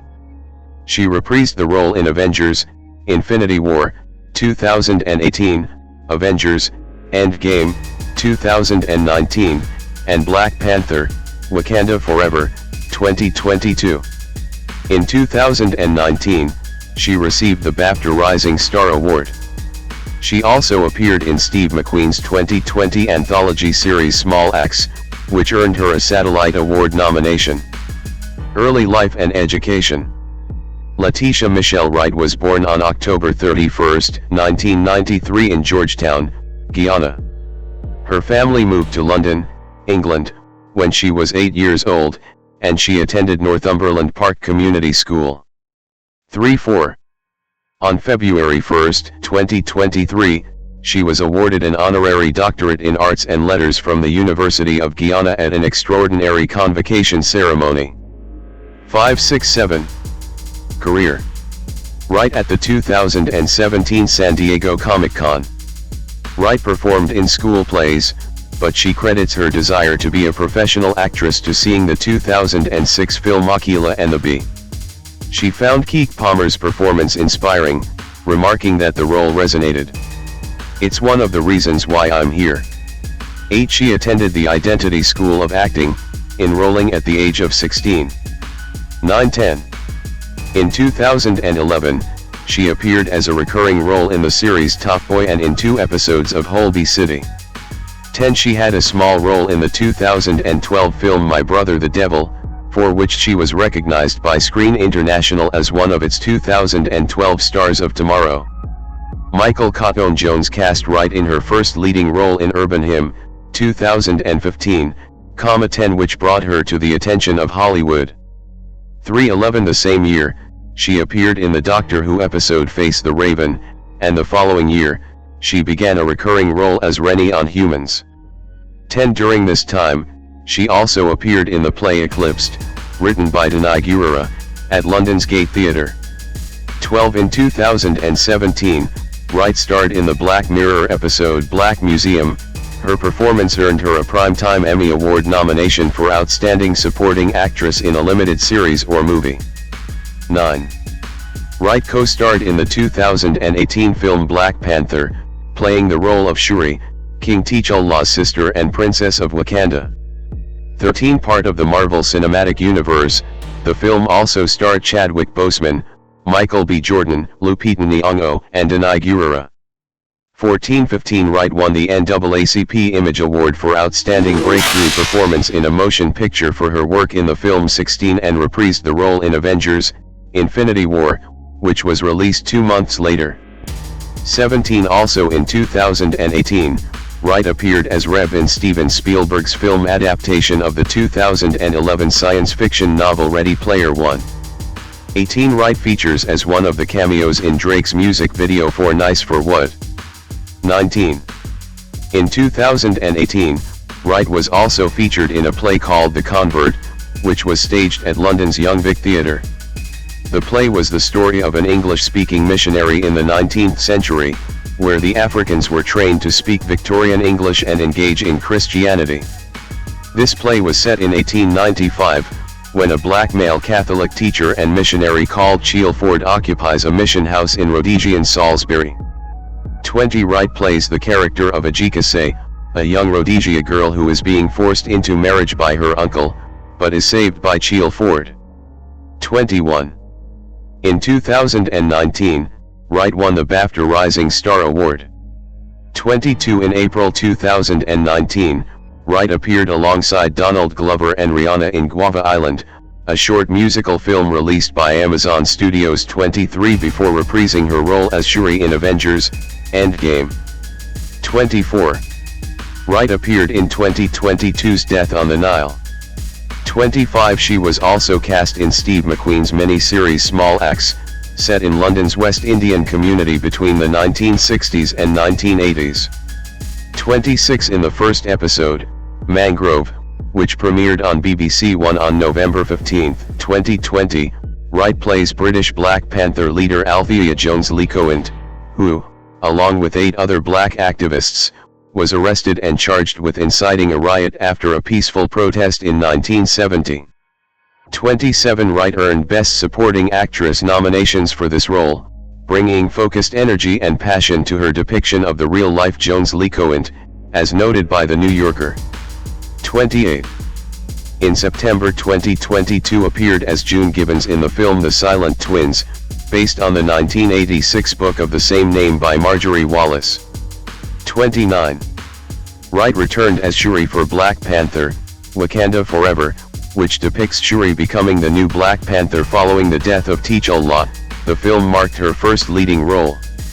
Released in November 2022, the film was made in honor of Chadwick Boseman, who died from colon cancer in 2020.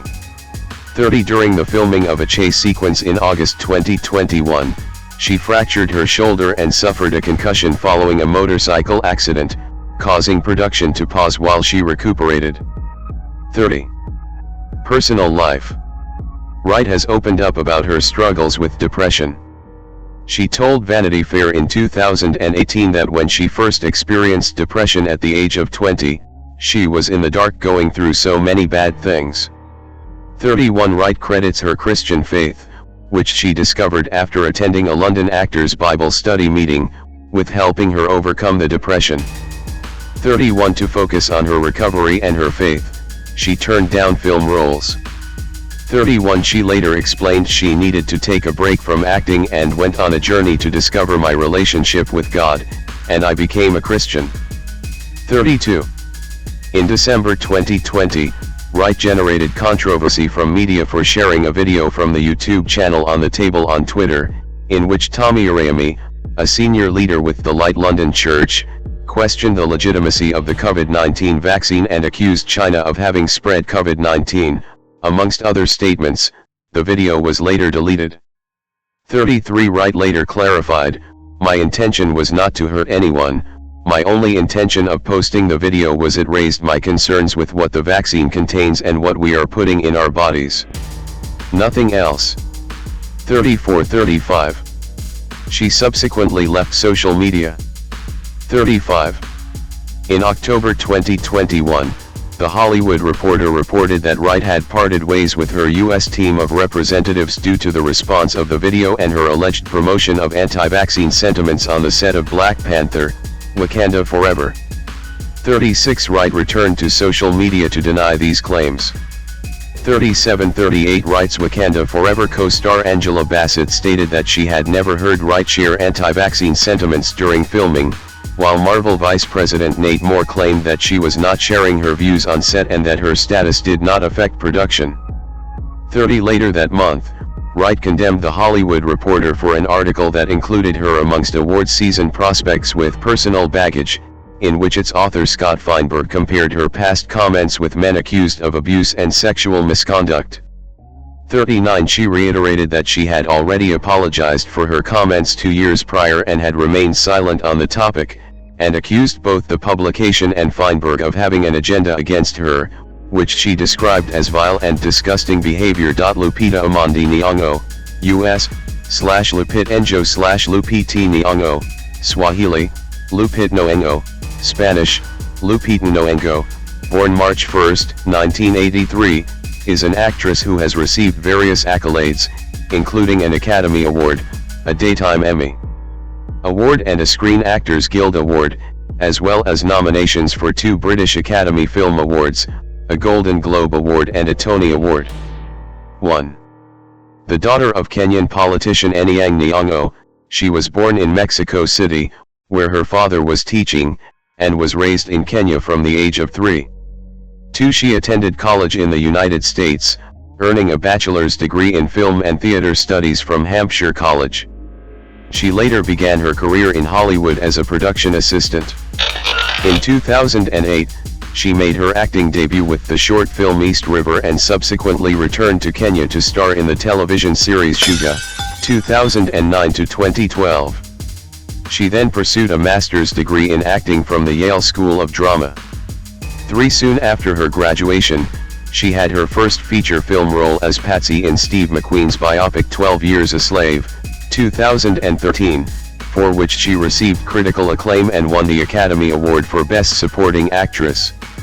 Nyong'o made her Broadway debut as a teenage orphan in the play Eclipsed, 2015, for which she was nominated for a Tony Award for Best Actress in a Play. She went on to perform a motion capture role as Maz Kanata in the Star Wars sequel trilogy, 2015 to 2019, and a voice role as Raksha in The Jungle Book, 2016.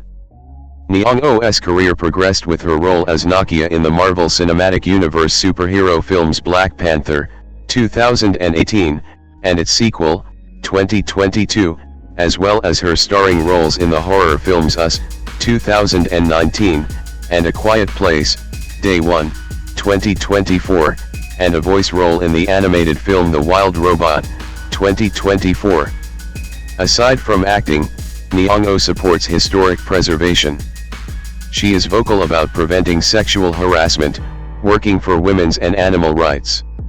In 2014, she was named the most beautiful woman by People.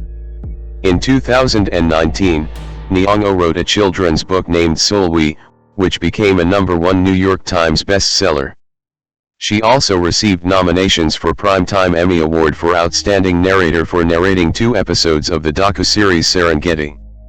In 2020, Nyong'o was named one of Africa's 50 most powerful women by Forbes. Early life and education. Lupita Nyong'o 4 was born on 1 March 1983 5 in Mexico City 678 to Kenyan parents, Dorothy Agata Bio 910 and Anyang' Nyong'o, a college professor. The family had left Kenya in 1980 for a period because of political repression and unrest. Lupita's uncle, Charles Nyong'o, disappeared after he was thrown off a ferry in 1980. 11. Nyong'o holds Kenyan, Mexican, and United States citizenship and identifies as Kenyan Mexican. 12-13 She is of Luo descent on both sides of her family, and is the second of 6 children. 14 It is a tradition of the Luo people to name a child after the events of the day, so her parents gave her a Spanish name, Lupita, a diminutive of Guadalupe. 15 Her father, a former member of the Kenyan Parliament and past Minister for Medical Services, serves as the Governor of Kisumu County, Kenya as of July 2024. 16 at the time of Nyong'o's birth, he was a visiting lecturer in political science at El Colegio de Mexico in Mexico City. 1417. The family returned to Kenya when Nyong'o was under a year old 1518 after her father was appointed as a professor at the University of Nairobi. 14 She grew up primarily in Nairobi, in an artistic family, and describes her upbringing as middle class, suburban. 17. Family get-togethers often included performances by the children, and trips to see plays. 19 She attended Rusinga International School in Kenya and acted in school plays. 9. At the age of 14, Nyong'o made her professional acting debut as Juliet in William Shakespeare's Romeo and Juliet 9 in a production by the Nairobi-based repertory company Phoenix Players. 1719 While a member of the Phoenix Players, she also performed in the plays On the Razzle and There Goes the Bride. 20 She credits the performances of Whoopi Goldberg and Oprah Winfrey in The Color Purple with inspiring her to pursue a professional acting career. 2122. When Nyong'o was 16, her parents sent her to Mexico for 7 months to learn Spanish. 1523 During those 7 months, she lived in Tasco, Guerrero, and took classes at the Universidad Nacional Autónoma de Mexico's Learning Center for Foreigners. 23 Nyong'o later attended St. Mary's School in Nairobi, where she received an IB diploma in 2001 and received the mean grade of 6 out of 7, coming second in her class. 24 She went to the United States for college, graduating from Hampshire College with a degree in film and theater studies. 25-26. In 2013, her father was elected to represent Kisumu County in the Kenyan Senate, and by 2017, he became governor. 1527 Nyong'o's mother is the managing director of the Africa Cancer Foundation and her own communications company. 1920 Other family members include Tavia Nyong'o, a scholar and professor at New York University, Omondi Nyong'o, a pediatric ophthalmologist in Palo Alto, California, U.S., Kwame Nyong'o, one of Kenya's leading animators and leading technology expert, and Isis Nyong'o, a media and technology leader who was named one of Africa's most powerful young women by Forbes magazine. 28-29. Career 2005 to 2015, early work and breakthrough. Nyong'o began her career working as part of the production crew for several films, including Fernando Meirelles' The Constant Gardener, 2005, Myra Nair's The Namesake, 2006, and Salvatore Stabile's Where God Left His Shoes, 2007. 30 She cites Ralph Fiennes, the British star of The Constant Gardener, as someone who inspired her to pursue a professional acting career. 17 In 2008, Nyong'o starred in the short film East River, directed by Mark Gray and shot in Brooklyn. 31 She returned to Kenya that same year and appeared in the Kenyan television series Shuga, an MTV-based Africa/UNICEF drama about HIV/AIDS prevention. 30 In 2009, she wrote, directed, and produced the documentary In My Genes, about the discriminatory treatment of Kenya's albino population. 14 It played at several film festivals and won first prize at the 2008 Five College Film Festival. 30 Nyong'o also directed the music video The Little Things You Do by Wahoo, featuring Bobi Wine 30, which was nominated for the Best Video Award at the MTV Africa Music Awards 2009. 30. Nyong'o enrolled in a master's degree program in acting at the Yale School of Drama. At Yale, she appeared in many stage productions, including Gertrude Stein's Dr. Faustus Lights the Lights, Chekhov's Uncle Vanya, and William Shakespeare's The Taming of the Shrew and the Winter's Tale. While at Yale, she won the Herschel Williams Prize in the 2011-12 academic year for acting students with outstanding ability. 4. Nyong'o at the 2013 New York Film Festival. Immediately after graduating from Yale, Nyong'o landed her breakthrough role 32 when she was cast in Steve McQueen's historical drama 12 Years a Slave, 2013. 1719. The film, which met with widespread critical acclaim, is based on the life of Solomon Northup, played by Chiwetel Ejiofor, a freeborn African-American man of upstate New York who is kidnapped and sold into slavery in Washington, D.C., in 1841. Nyong'o portrayed Patsy, a slave who works alongside Northup at a Louisiana cotton plantation. Her performance garnered rave reviews. 33. Empire reviewer Ian Freer wrote that she gives one of the most committed big screen debuts imaginable, and Peter Travers of Rolling Stone called her a spectacular young actress who imbues Patsy with grit and radiant grace. 34. 35. She was nominated for several awards for 12 Years a Slave, including a Golden Globe Award for Best Supporting Actress, a BAFTA Award for Best Actress in a Supporting Role, and 2 Screen Actors Guild Awards, including Best Supporting Actress, which she won. 36. She also won the Academy Award for Best Supporting Actress, becoming the 6th black actress to win the award. 37. The blue Prada dress she wore to the awards garnered substantial media attention and acclaim, being considered one of the classic red carpet gowns in Hollywood history. 38. 39. She is the 2nd African actress to win the award. 37. The first Kenyan actress to win an Oscar, and the first Mexican to win the award. 40. 41. She is also the 15th actress to win an Oscar for a film debut performance. 42. Following a supporting role in the action thriller Non-Stop, 2014, 43. Nyong'o co-starred in Star Wars, The Force Awakens, 2015, as Force-sensitive space pirate Maz Kanata, a CGI character created using motion capture technology. 44. 45. She had wanted to play a role where her appearance was not relevant, and the acting provided a different challenge from her role as Patsy. 46. Scott Mendelson of Forbes described Nyong'o's role as the center of the film's best sequence, and Stephanie Zacharek of Time magazine called her a delightful minor character. 47. 48. She was nominated for Best Supporting Actress at the 42nd Saturn Awards and Best Virtual Performance at the 2016 MTV Movie Awards for her role. 49. 50.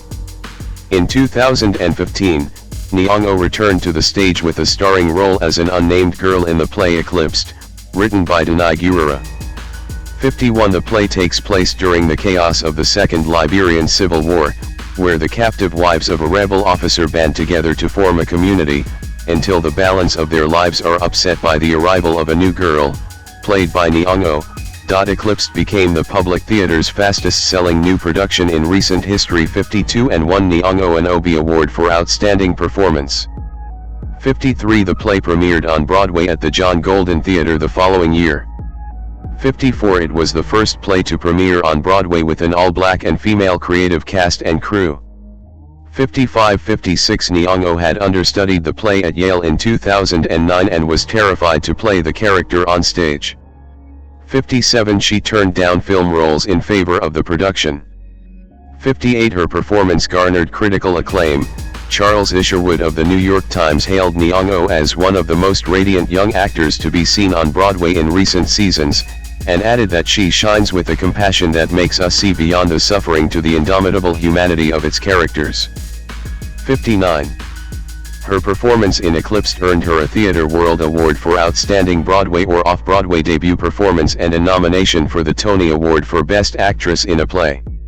60. In addition, she was nominated for Outstanding Actress in a Play at the Outer Critics Circle Award and a Distinguished Performance Award at the Drama League Award. 61. 62. 63. 64. 2016 to 2019, Career Progression. Nyong'o at the 2016 San Diego Comic-Con. Nyong'o co-starred in Jon Favreau's The Jungle Book, 2016, a live-action/CGI adaptation of its 1967 animated original, voicing Raksha, a mother wolf who adopts Mowgli, played by Neil Sethi. 65. Robbie Collin of The Telegraph wrote in his review that Nyong'o brought a gentle dignity to her role.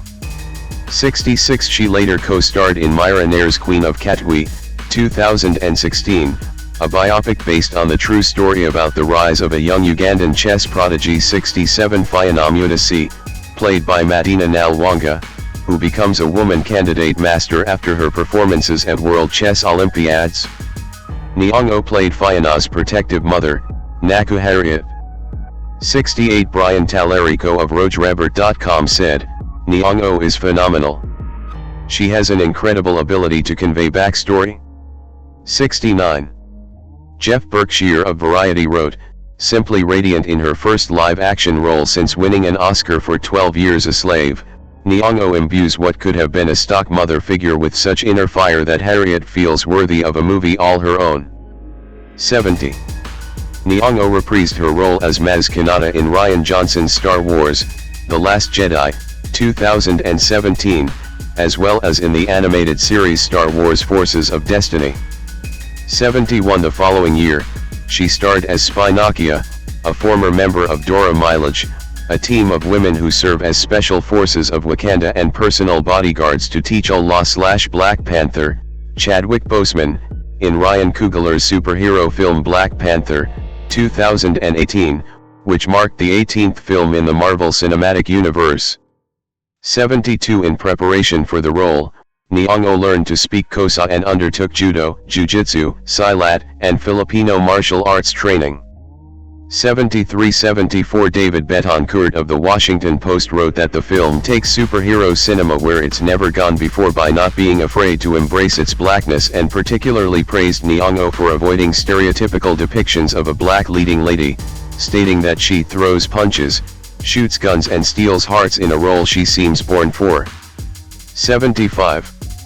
Black Panther grossed over $1.34 billion worldwide to emerge as the 11th highest grossing film of all time. 76. Nyong'o received a Saturn Award for Best Actress nomination for the role. 77. Following the success of Black Panther, Nyong'o starred as a kindergarten teacher dealing with a zombie apocalypse in the comedy horror film Little Monsters, 2019. Amy Nicholson of Variety wrote that Nyong'o's deadpan humor and grace ennoble the slapstick. 78. The 2019 South by Southwest marked the premiere of her next release, Jordan Peele's psychological horror film Us. It tells the story of a family who are confronted by their doppelgangers. 79. 80. Emily Yoshida of Vulture labeled Nyong'o's dual role astounding and found her performance as the doppelganger an achievement on another level, a physical, vocal, and emotional performance so surgical in its uncanniness that it almost feels like it could not be the work of a flesh and blood human. 81. Us grossed over $255 million worldwide against its $20 million budget. 82. At Universal Studios Hollywood's Halloween Horror Nights, Nyong'o attended a maze inspired by the film and appeared inside the attraction dressed as her character Red. 83. Nyong'o earned a Screen Actors Guild nomination for Outstanding Performance by a Female Actor in a Leading Role and won an NAACP Image Award for Best Actress. 84. Also in 2019, Nyong'o narrated the Discovery Channel documentary series Serengeti, about wildlife in the Serengeti ecosystem. 85-86 Nyong'o spoke on the lack of African women narrating nature documentaries and how the Serengeti team encouraged her to use her native Kenyan accent on the series. She earned her first Emmy Award nomination for her narration as an outstanding narrator at the 72nd Primetime Emmy Awards, making her the third black woman to be nominated in the category. 87-88 She was also nominated for an NAACP Image Award for character voice-over performance. 84 She hosted the Channel 4 documentary Warrior Women with Lupita Nyong'o, in which she undertook a journey across Benin, West Africa, to search for the Dahomey Amazons. 89 She left the production of The Woman King, in which she had previously been cast, around the time of filming this documentary. 90 Nyong'o reprised her role as Maz Kanata for the third time in Star Wars: The Rise of Skywalker, which marked the final installment of the Star Wars sequel trilogy. 91. 2020, present. During the COVID-19 pandemic, Nyong'o appeared on the Global Citizen organized television event, Together at Home, in April 2020, and joined the radio play presentation of Richard II from the Public Theatre and WNYC as the narrator. 92-93 Nyong'o was featured in Beyoncé's musical film Black is King, which premiered on Disney Plus in July 2020. 94. Nyong'o partnered with Nairobi-based media and tech startup Kukwa in support of YouTube Originals STEM-themed, Super Sima, 2021, which became Africa's first kid superhero animated series. Super Sima follows the adventures of an extraordinary young African girl, Sima, who lives in the neo-African futuristic community of Dunya. Nyong'o serves as an executive producer and voice actress in the series. 95 Afterwards, she starred alongside Juan Castano in Sahim Ali's bilingual radio play adaptation of Romeo and Juliet, titled Romeo y Julieta, 2021. 96 She also provided narration for Apple TV Plus' documentary, Who Are You, Charlie Brown? 2021, based on the origins of Peanuts and its creator Charles M. Schulz. 97 Nyong'o won the Outstanding Limited Performance in a Children's Program category at the 48th Daytime Creative Arts Emmy Awards for her involvement in Netflix's television series, Bookmarks, Celebrating Black Voices, 2020. 98-99 In 2021, Nyong'o reprised her narration role in Serengeti, 2019, 100 where she earned her second Primetime Emmy Award nomination. 101. The following year, Nyong'o starred in Simon Kinberg's ensemble spy thriller The 355, 2022, alongside Jessica Chastain, Penelope Cruz, Fan Bingbing, and Diane Kruger. 102 She also guest starred in Netflix's adult animated sitcom, Human Resources, 2022, as Asha, a shame wizard who became Lionel's interest. 103 Later, Nyong'o reprised the role of Nakia in Black Panther, Wakanda Forever, the sequel to the original Black Panther film, released in November 2022. 104. In 2024, Nyong'o played the lead role in the horror prequel film A Quiet Place, Day 1. 105 She also took on a voice role in the animated film The Wild Robot, in which she voiced the lead role of an abandoned robot named Roz. 106 Also in 2024, Nyong'o began hosting the podcast Mind Your Own, in which she tells stories from the African diaspora and talks about experiences relating to her own life and Kenyan heritage. 107. In 2024, she was cast in Christopher Nolan's upcoming epic film The Odyssey, set for release in 2026. 108. Other activities. In February 2014, at the Essence Black Women in Hollywood luncheon in Beverly Hills, she delivered a speech on the beauty of black women, and told the audience about the insecurities she had as a teenager. She said her views changed when she saw South Sudanese model Alekwek become successful. 109. In October 2014, the National Trust for Historic Preservation recruited Nyong'o in an effort to oppose development, including a new minor league baseball stadium, in the Shockoe Bottom area of Richmond, Virginia. 110 The historic neighborhood, one of Richmond's oldest, was the site of major slave trading before the American Civil War. On October 19, 2014, Nyong'o sent a letter to Richmond Mayor Dwight C. Jones, which she posted on social media, asking him to withdraw support for the development proposal. 111 She later lent her voice in Conservation International's Nature is Speaking campaign as the flower. 112. In June 2015, Nyong'o returned to Kenya and announced that she would advocate globally for elephants with the international conservation organization Wild Aid, as well as promote women's issues, acting and the arts in Kenya. Wild Aid announced Nyong'o as their global elephant ambassador. 113. As of 2016, Nyong'o was involved with the organization Mother Health International, which aims to provide relief to women and children in Uganda by creating locally engaged birthing centers. She said she had never thought much about birthing practices until her sister introduced her to MHI Executive Director Rachel Zaslow. Nyong'o felt that bringing attention to such issues is a mandate for her as an artist. Variety honored her for her work in April 2016. 114. In April 2016, Nyong'o launched an anti-poaching hearts and minds campaign with her organization Wild Aid in advance of the Kenya Wildlife Service ivory burn that occurred on April 30th, during which the Kenyan government burned 105 tons of ivory and 1.35 tons of rhino horn in a demonstration of their zero-tolerance approach to poachers and smugglers who were threatening the survival of elephants and rhinoceros in the wild. 115-116. In September 2019, Nyong'o became an ambassador for Michaela Coel's Watch Hunger Stop campaign. 117. In October, Nyong'o and her mother were honored at the Harlem School of the Arts Mask Ball with a Visionary Lineage Award. Then, she was honored at Wild Aid to receive the Champion of the Year award in November.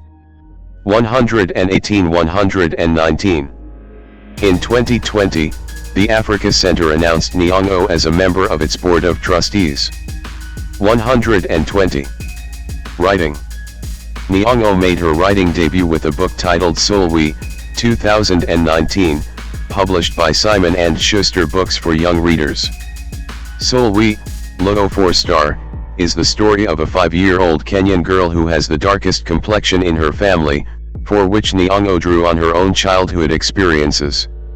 121. The book became a #1 New York Times bestseller. 122. Soul We was selected for the 2020 Illustrator Honor at the Coretta Scott King Awards and won for Outstanding Literary Work, Children at the 2020 NAACP Image Awards. 123-84. In the media. Nyong'o was mentioned in Christian rapper Lecrae's song Nothin' from his 2014 album Anomaly and was referenced by Jay-Z in his verse from Jay Electronica's song We Made It. She was also mentioned in the parody song American Apparel at Girls by the drag queens Willem Belly, Courtney Act and Alaska Thunderfuck. 124. Nyong'o was mentioned in the 2015 song Niria by Kenyan Afro-pop band Sauti Sol. 125. Rapper Nicki Minaj mentioned Lupita in her verse on A$AP Ferg's remix of Plain Jane and was referenced by rapper Whale in his song Black is Gold. 126-127. Singer Beyoncé mentioned Nyong'o in the single Brown Skin Girl from The Lion King, The Gift, 2019. 128. Nyong'o on the cover of MS. Nyong'o was included in Derek Blasberg's 2013 Best Dressed list in Harper's Bazaar. 19. In 2014, she was chosen as one of the faces for Miu Miu's spring campaign, with Elizabeth Olsen, Elle Fanning, and Bella Heathcote. She has also appeared on the covers of several magazines, including New York's Spring Fashion issue 129 and the UK magazine Dazed and Confused. 130. In April of that year, she was named the most beautiful woman by People. 131. And was named the new face of Lancome, making her the first black woman to appear on the brand. 132. Later that November, she was named Woman of the Year by Glamour. 133. Nyong'o was on the July 2014 cover of Vogue, making her the second African woman 134 and ninth black woman 135 to cover the magazine. That same month she also appeared on the cover of July's issue of Elle, France. She appeared on the October 2015 issue of Vogue, making it her second cover in a row. 136. That month, Congressman Charles Rangel and Voza Rivers, the head of the New Heritage Theater Group, announced the day is officially Lupita Nyong'o Day in Harlem, New York. The honor was announced as a surprise during an open discussion between Nyong'o and image activist Michaela Angela Davis at Mist Harlem. 137. Nyong'o was included in Annie Leibovitz's 2016 Vanity Fair's Hollywood issue. 138. Nyong'o was honored with a caricature portrait in May 2016 at Sardi's restaurant in New York City for her debut on Broadway. 139 That July, she was chosen as one of the first celebrities, along with Elle Fanning, Christy Turlington Burns, and Natalie Westling, to star in Tiffany & Co.'s Fall 2016 campaign styled by Grace Coddington. 140 Nyong'o appeared on Vogue's October 2016 cover, making it her third issue. That month, she was in Hanuri at the 2016 Elle Women in Hollywood Awards. 141. In January 2017, she appeared on the cover of Vanity Fair's Hollywood issue. 142 She later appeared on the cover of UK's The Sunday Times magazine for their October 2017 issue. 143 In November 2017, she appeared on the cover of Grazia UK magazine. She later expressed her disappointment with the cover on social media for altering her hair to fit European standards of what hair should look like. Photographer and Elle later apologized in a statement, saying it was an incredibly monumental mistake. 144 Nyong'o often speaks out about embracing her African kinky hair and collaborates with hairdresser Vernon Francois to show how versatile her hair texture is. 145. In December 2017, Nyong'o landed her fourth Vogue cover in a row for the January 2018 issue, making her the first black actress to do so. 146 She was also included in Tim Walker's 2018 Alice's Adventures in Wonderland, themed Pirelli calendar as character the Dormouse. 147. In June 2018, the Hollywood Chamber of Commerce announced that Nyong'o would be among the honorees to receive a star on the Hollywood Walk of Fame in the film category. 148 The following month, Nyong'o starred with fellow actress Saoirse Ronan for a Calvin Klein campaign for their new fragrance entitled Calvin Klein Women. The campaign features both striking, minimalist portraits of the award-winning actresses alongside women they have personally been inspired by, where Nyong'o named Eartha Kitt and Katharine Hepburn as her inspirations. 149 In October 2018, Nyong'o became a two-time honoree, alongside her Black Panther co-stars Danai Gurira and Angela Bassett for Elle magazine's Women in Hollywood issue. 150 Nyong'o appeared on the cover of Vogue España's November 2018 edition. 151 Nyong'o is a 2019 Hollywood Walk of Fame honoree. 152. Nyong'o appeared on the cover of Vanity Fair's October 2019 issue. 153 In November, she made her music debut with her single Solwi's Song, which she wrote for her book Solwi. She was also featured on singer Ciara's song Melanin under the moniker Troublemaker along with Lala Anthony, City Girls, and Esther Dean. 154 Melanin was nominated for the Her Award at the 2020 BET Awards. 155 Nyong'o was cited as one of 2019's top 100 most influential Africans by New African magazine. 156. Nyong'o made her first appearance on British Vogue's February 2020 cover. 157 In March 2020, she appeared on Africa's 50 Most Powerful Women list by Forbes. 158.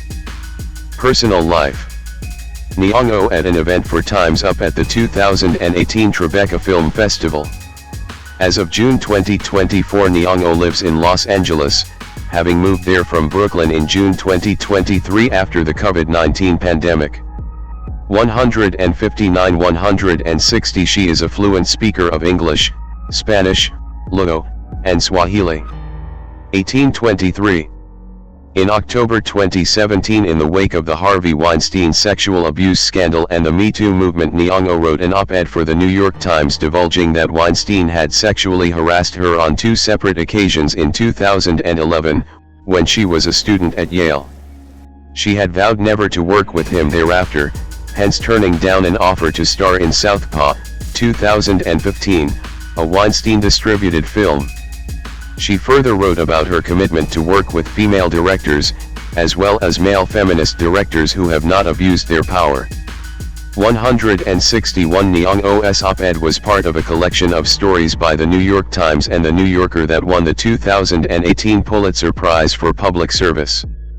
162 At the Tribeca Film Festival in New York City in April 2018, she joined Julianne Moore and other actress in participating in a Time's Up event. 163. Nyong'o had a lifelong fear of cats, but underwent exposure therapy for the 2024 film A Quiet Place, Day One in order to work with her cat co-stars. By the end of the film's development she had come to enjoy cats so much that she adopted her own pet cat, named Yo-Yo. 164. She expressed solidarity with the people of the Gaza Strip during the Gaza War. Nyong'o, as part of a group called Artists for Ceasefire, signed a letter urging United States President Joe Biden and Congress to call for an immediate ceasefire in Gaza. 165 In August 2024, Lupita announced via the press that she had recently become a U.S. citizen and planned on voting for Kamala Harris in her first U.S. presidential election. Black Panther, Wakanda Forever is a 2022 American superhero film based on Marvel Comics featuring the character Shuri/Black Panther. Produced by Marvel Studios and distributed by Walt Disney Studios Motion Pictures, it is the sequel to Black Panther, 2018, and the 30th film in the Marvel Cinematic Universe, MCU.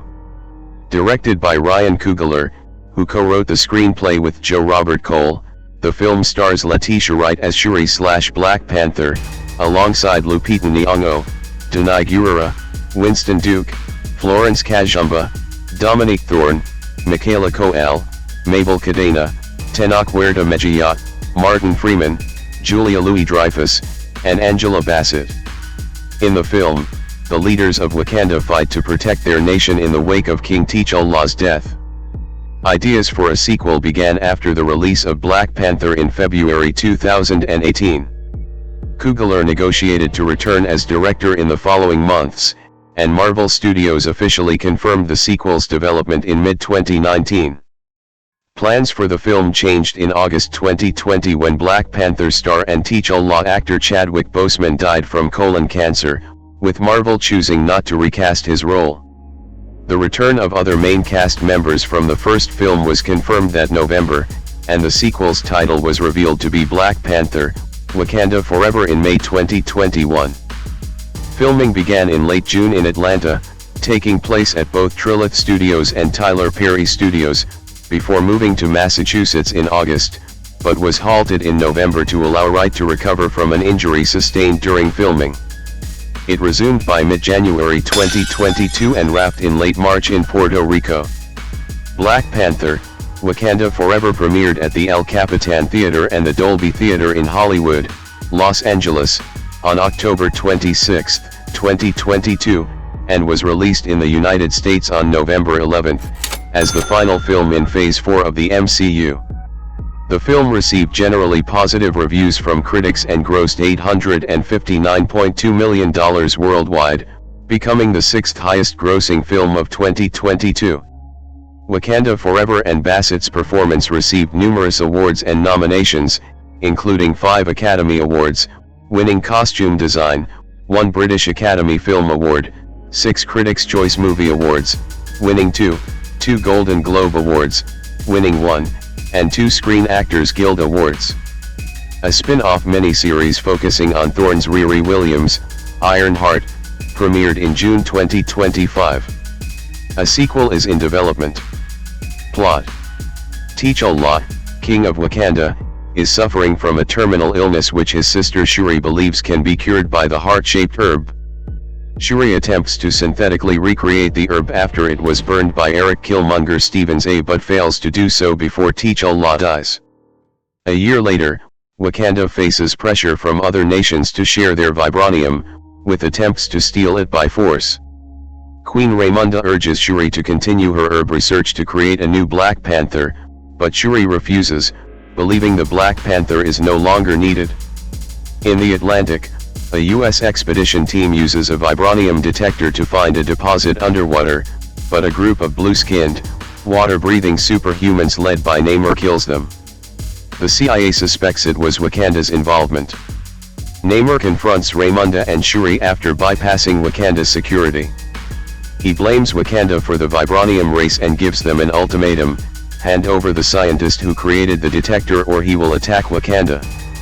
Shuri and Okoye learn from CIA agent Everett K. Ross that the scientist is MIT student Riri Williams. They confront her at the university before being pursued by the FBI and Namor's warriors, who defeat Okoye and take Shuri and Williams underwater to meet Namor.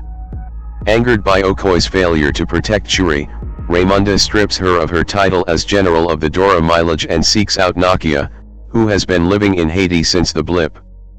Namor shows Shuri his vibranium-rich underwater kingdom of Talakang, protected for centuries from the surface world. Bitter at the surface world for the slavery and genocide of his people, Namor proposes an alliance with Wakanda against the rest of the world, threatening destruction if they refuse. Nakia helps Shuri and Williams escape, accidentally killing 2 Talakanal guards. Namor retaliates with an attack on Wakanda, during which Raymunda drowns while saving Williams.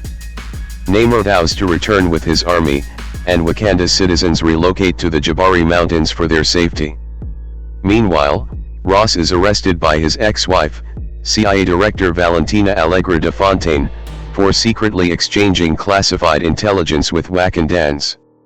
After Raymunda's funeral, Shuri uses a remnant of the herb that gave Namor's people their superhuman abilities to reconstruct the heart-shaped herb. She ingests it, gaining superhuman abilities and meeting Killmonger in the ancestral plane, who questions if she will seek revenge or be as honorable as T'Challa. Shuri dons a new Black Panther suit and is accepted by the other Wakandan tribes as the Black Panther. Despite M'Baku's urges for peace, Shuri is determined to exact vengeance on Namor for Raymunda's death and orders an immediate counter-attack on Talakang.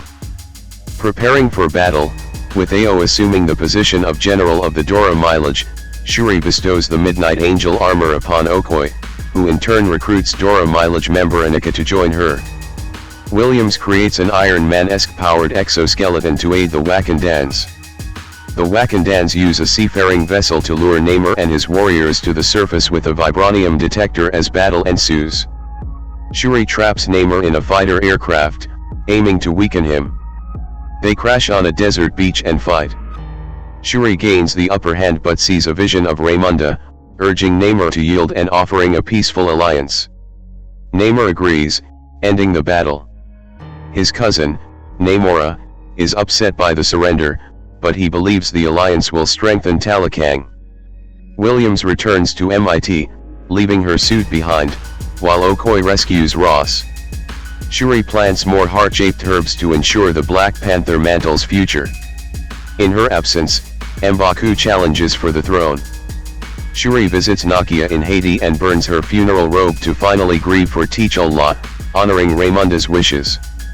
In a mid-credits scene, Shuri learns that Nakia and T'Challa had a son named Toussaint, whom Nakia has been raising in secret.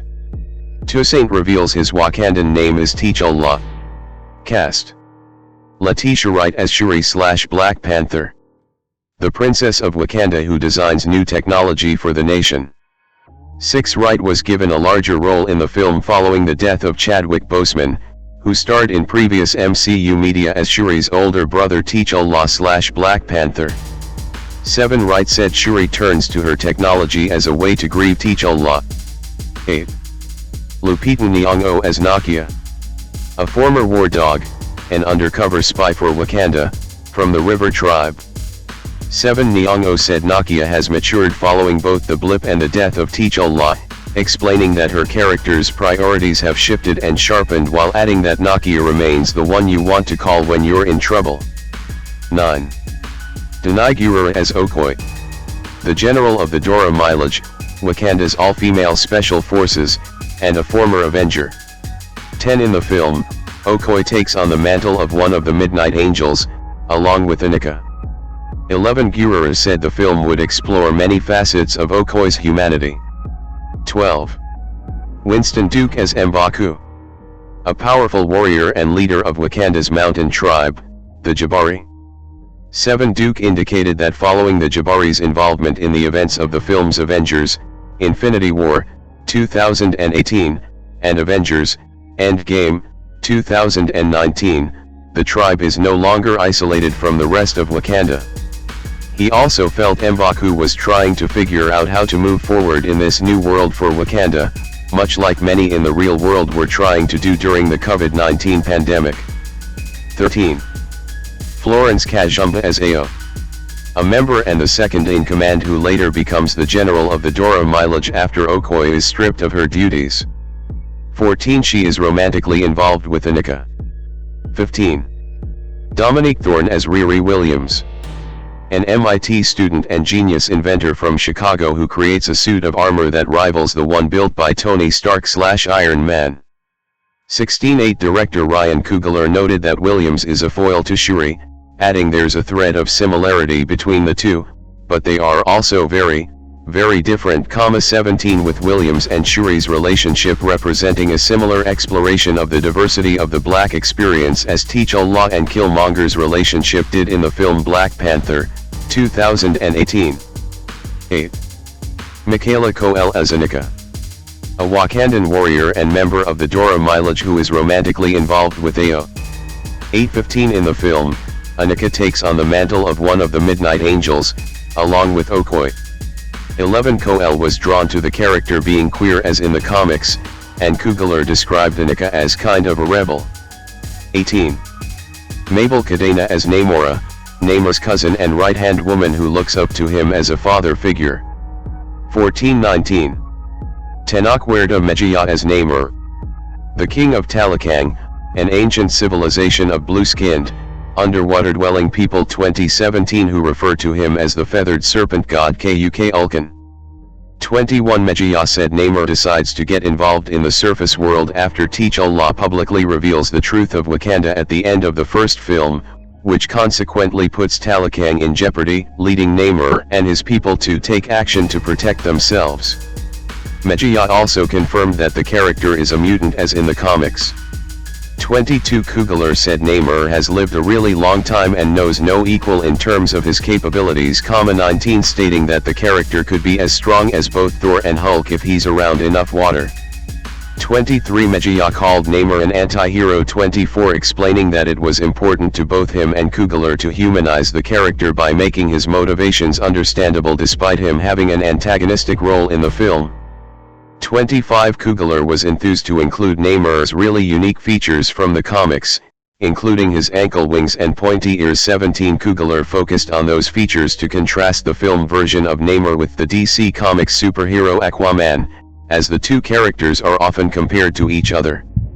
26. Coogler also described the character as kind of an asshole, kind of romantic, and just incredibly powerful. 8. The film changes the meaning of Namor's name from Avenging Sun in Atlantean, as in the comics, to Nino Sin Amor, Spanish for child without love, the latter of which is intended to reflect Namor's hatred of the surface world. 27. To prepare for the role, Mejía underwent a vigorous workout routine to get in shape, as he was concerned about how he would look while wearing Namor's outfit, which in the comics consists exclusively of green swim briefs that Mejía referred to as the shame shorts. 28. He also learned the Yucatec Maya language and how to swim. 29. 30. Manuel Chavez portrays a young Namor. 31. Martin Freeman as Everett K. Ross, an agent of the Central Intelligence Agency, CIA, special officer who has previous ties to Wakanda. 32. Julia Louis-Dreyfus as Valentina Allegra de Fontaine, the new director of the CIA and the ex-wife of Ross. 33. Angela Bassett as Raymunda, the sovereign queen regnant of Wakanda who is grieving the death of her son T'Challa. 7. Bassett explained that Raymunda would be trying to balance leading her people, being a mother to Shuri, and keeping threats to Wakanda at bay, all while grieving the death of T'Challa, which is a lot for her to handle. 8. While Bassett was initially unhappy with Raymunda being killed off in the film, Coogler reassured her that death is not necessarily permanent in the Marvel Cinematic Universe, MCU, and she felt that her character could return in the future, similar to how people were brought back to life following the blip in Endgame. 34. Additionally, Michael B. Jordan reprises his MCU role as Enyadaka/Eric Killmonger Stevens, T'Challa and Shuri's cousin. 35 returning from Black Panther are Isach Dibankole, Danny Sapani, and Dorothy Steele, in her final, posthumous role, as the Wakandan River Tribe 36, Border Tribe 37 and Merchant Tribe Elders 38 respectively. Connie Kayam reprises her role as Zawabari, previously the Mining Tribe Elder, but now the Elder Statesman, taking over the role held by Zuri in the first film 37, and comedian Trevor Noah also reprises his voice role as Shuri's AI. Griot. 39 Alex Livin Ali portrays the Talakanal warrior Atuma 14, while Maria Mercedes Koroi portrays Princess Fen, Neymar's mother. 40 Lake Bell, who previously voiced alternate universe variants of Natasha Romanoff/Black Widow in the Disney Plus animated series What If? 2021 to 2024, and Robert John Burke appear as Dr. Graham and Smitty, respectively, a pair of CIA officials in charge of the vibranium mining operation. 41-42 Richard Schiff appears as the U.S. Secretary of State. 43 while Kamaru Usman appears as a naval officer. 44-45 archival footage from previous MCU films of Boseman as T'Challa/Black Panther is used in the film's ending. 46 with Divine Love Kanaduson appearing as T'Challa 2/Toussaint, T'Challa and Nakia's son. 47 CNN News anchor Anderson Cooper appears as himself, reporting on the Wakandan activities. 48. Production. Development. With the release of Black Panther in February 2018, producer Kevin Feige said there were many stories to tell about the character, and he wanted director and co-writer Ryan Coogler to return for any sequel. 49 Marvel Studios wanted to keep the creative team as intact as possible. 50 while Walt Disney Studios chairman Alan F. Horn, despite feeling it was too early to discuss a sequel, was also positive about the desire to have Coogler return as director. 51 Coogler wanted to see how Chadwick Boseman's T'Challa/Black Panther would grow as a king in future Black Panther films, since his reign had only recently begun in the Marvel Cinematic Universe, MCU, in contrast to the comics, where he was king since childhood. 52 In March 2018, Feige said there was nothing specific to reveal about a sequel, but Marvel had ideas and a pretty solid direction on where they wanted to take a second film. 53 That month, Boseman's agent Michael Green was in negotiations for the actor to return as T'Challa in two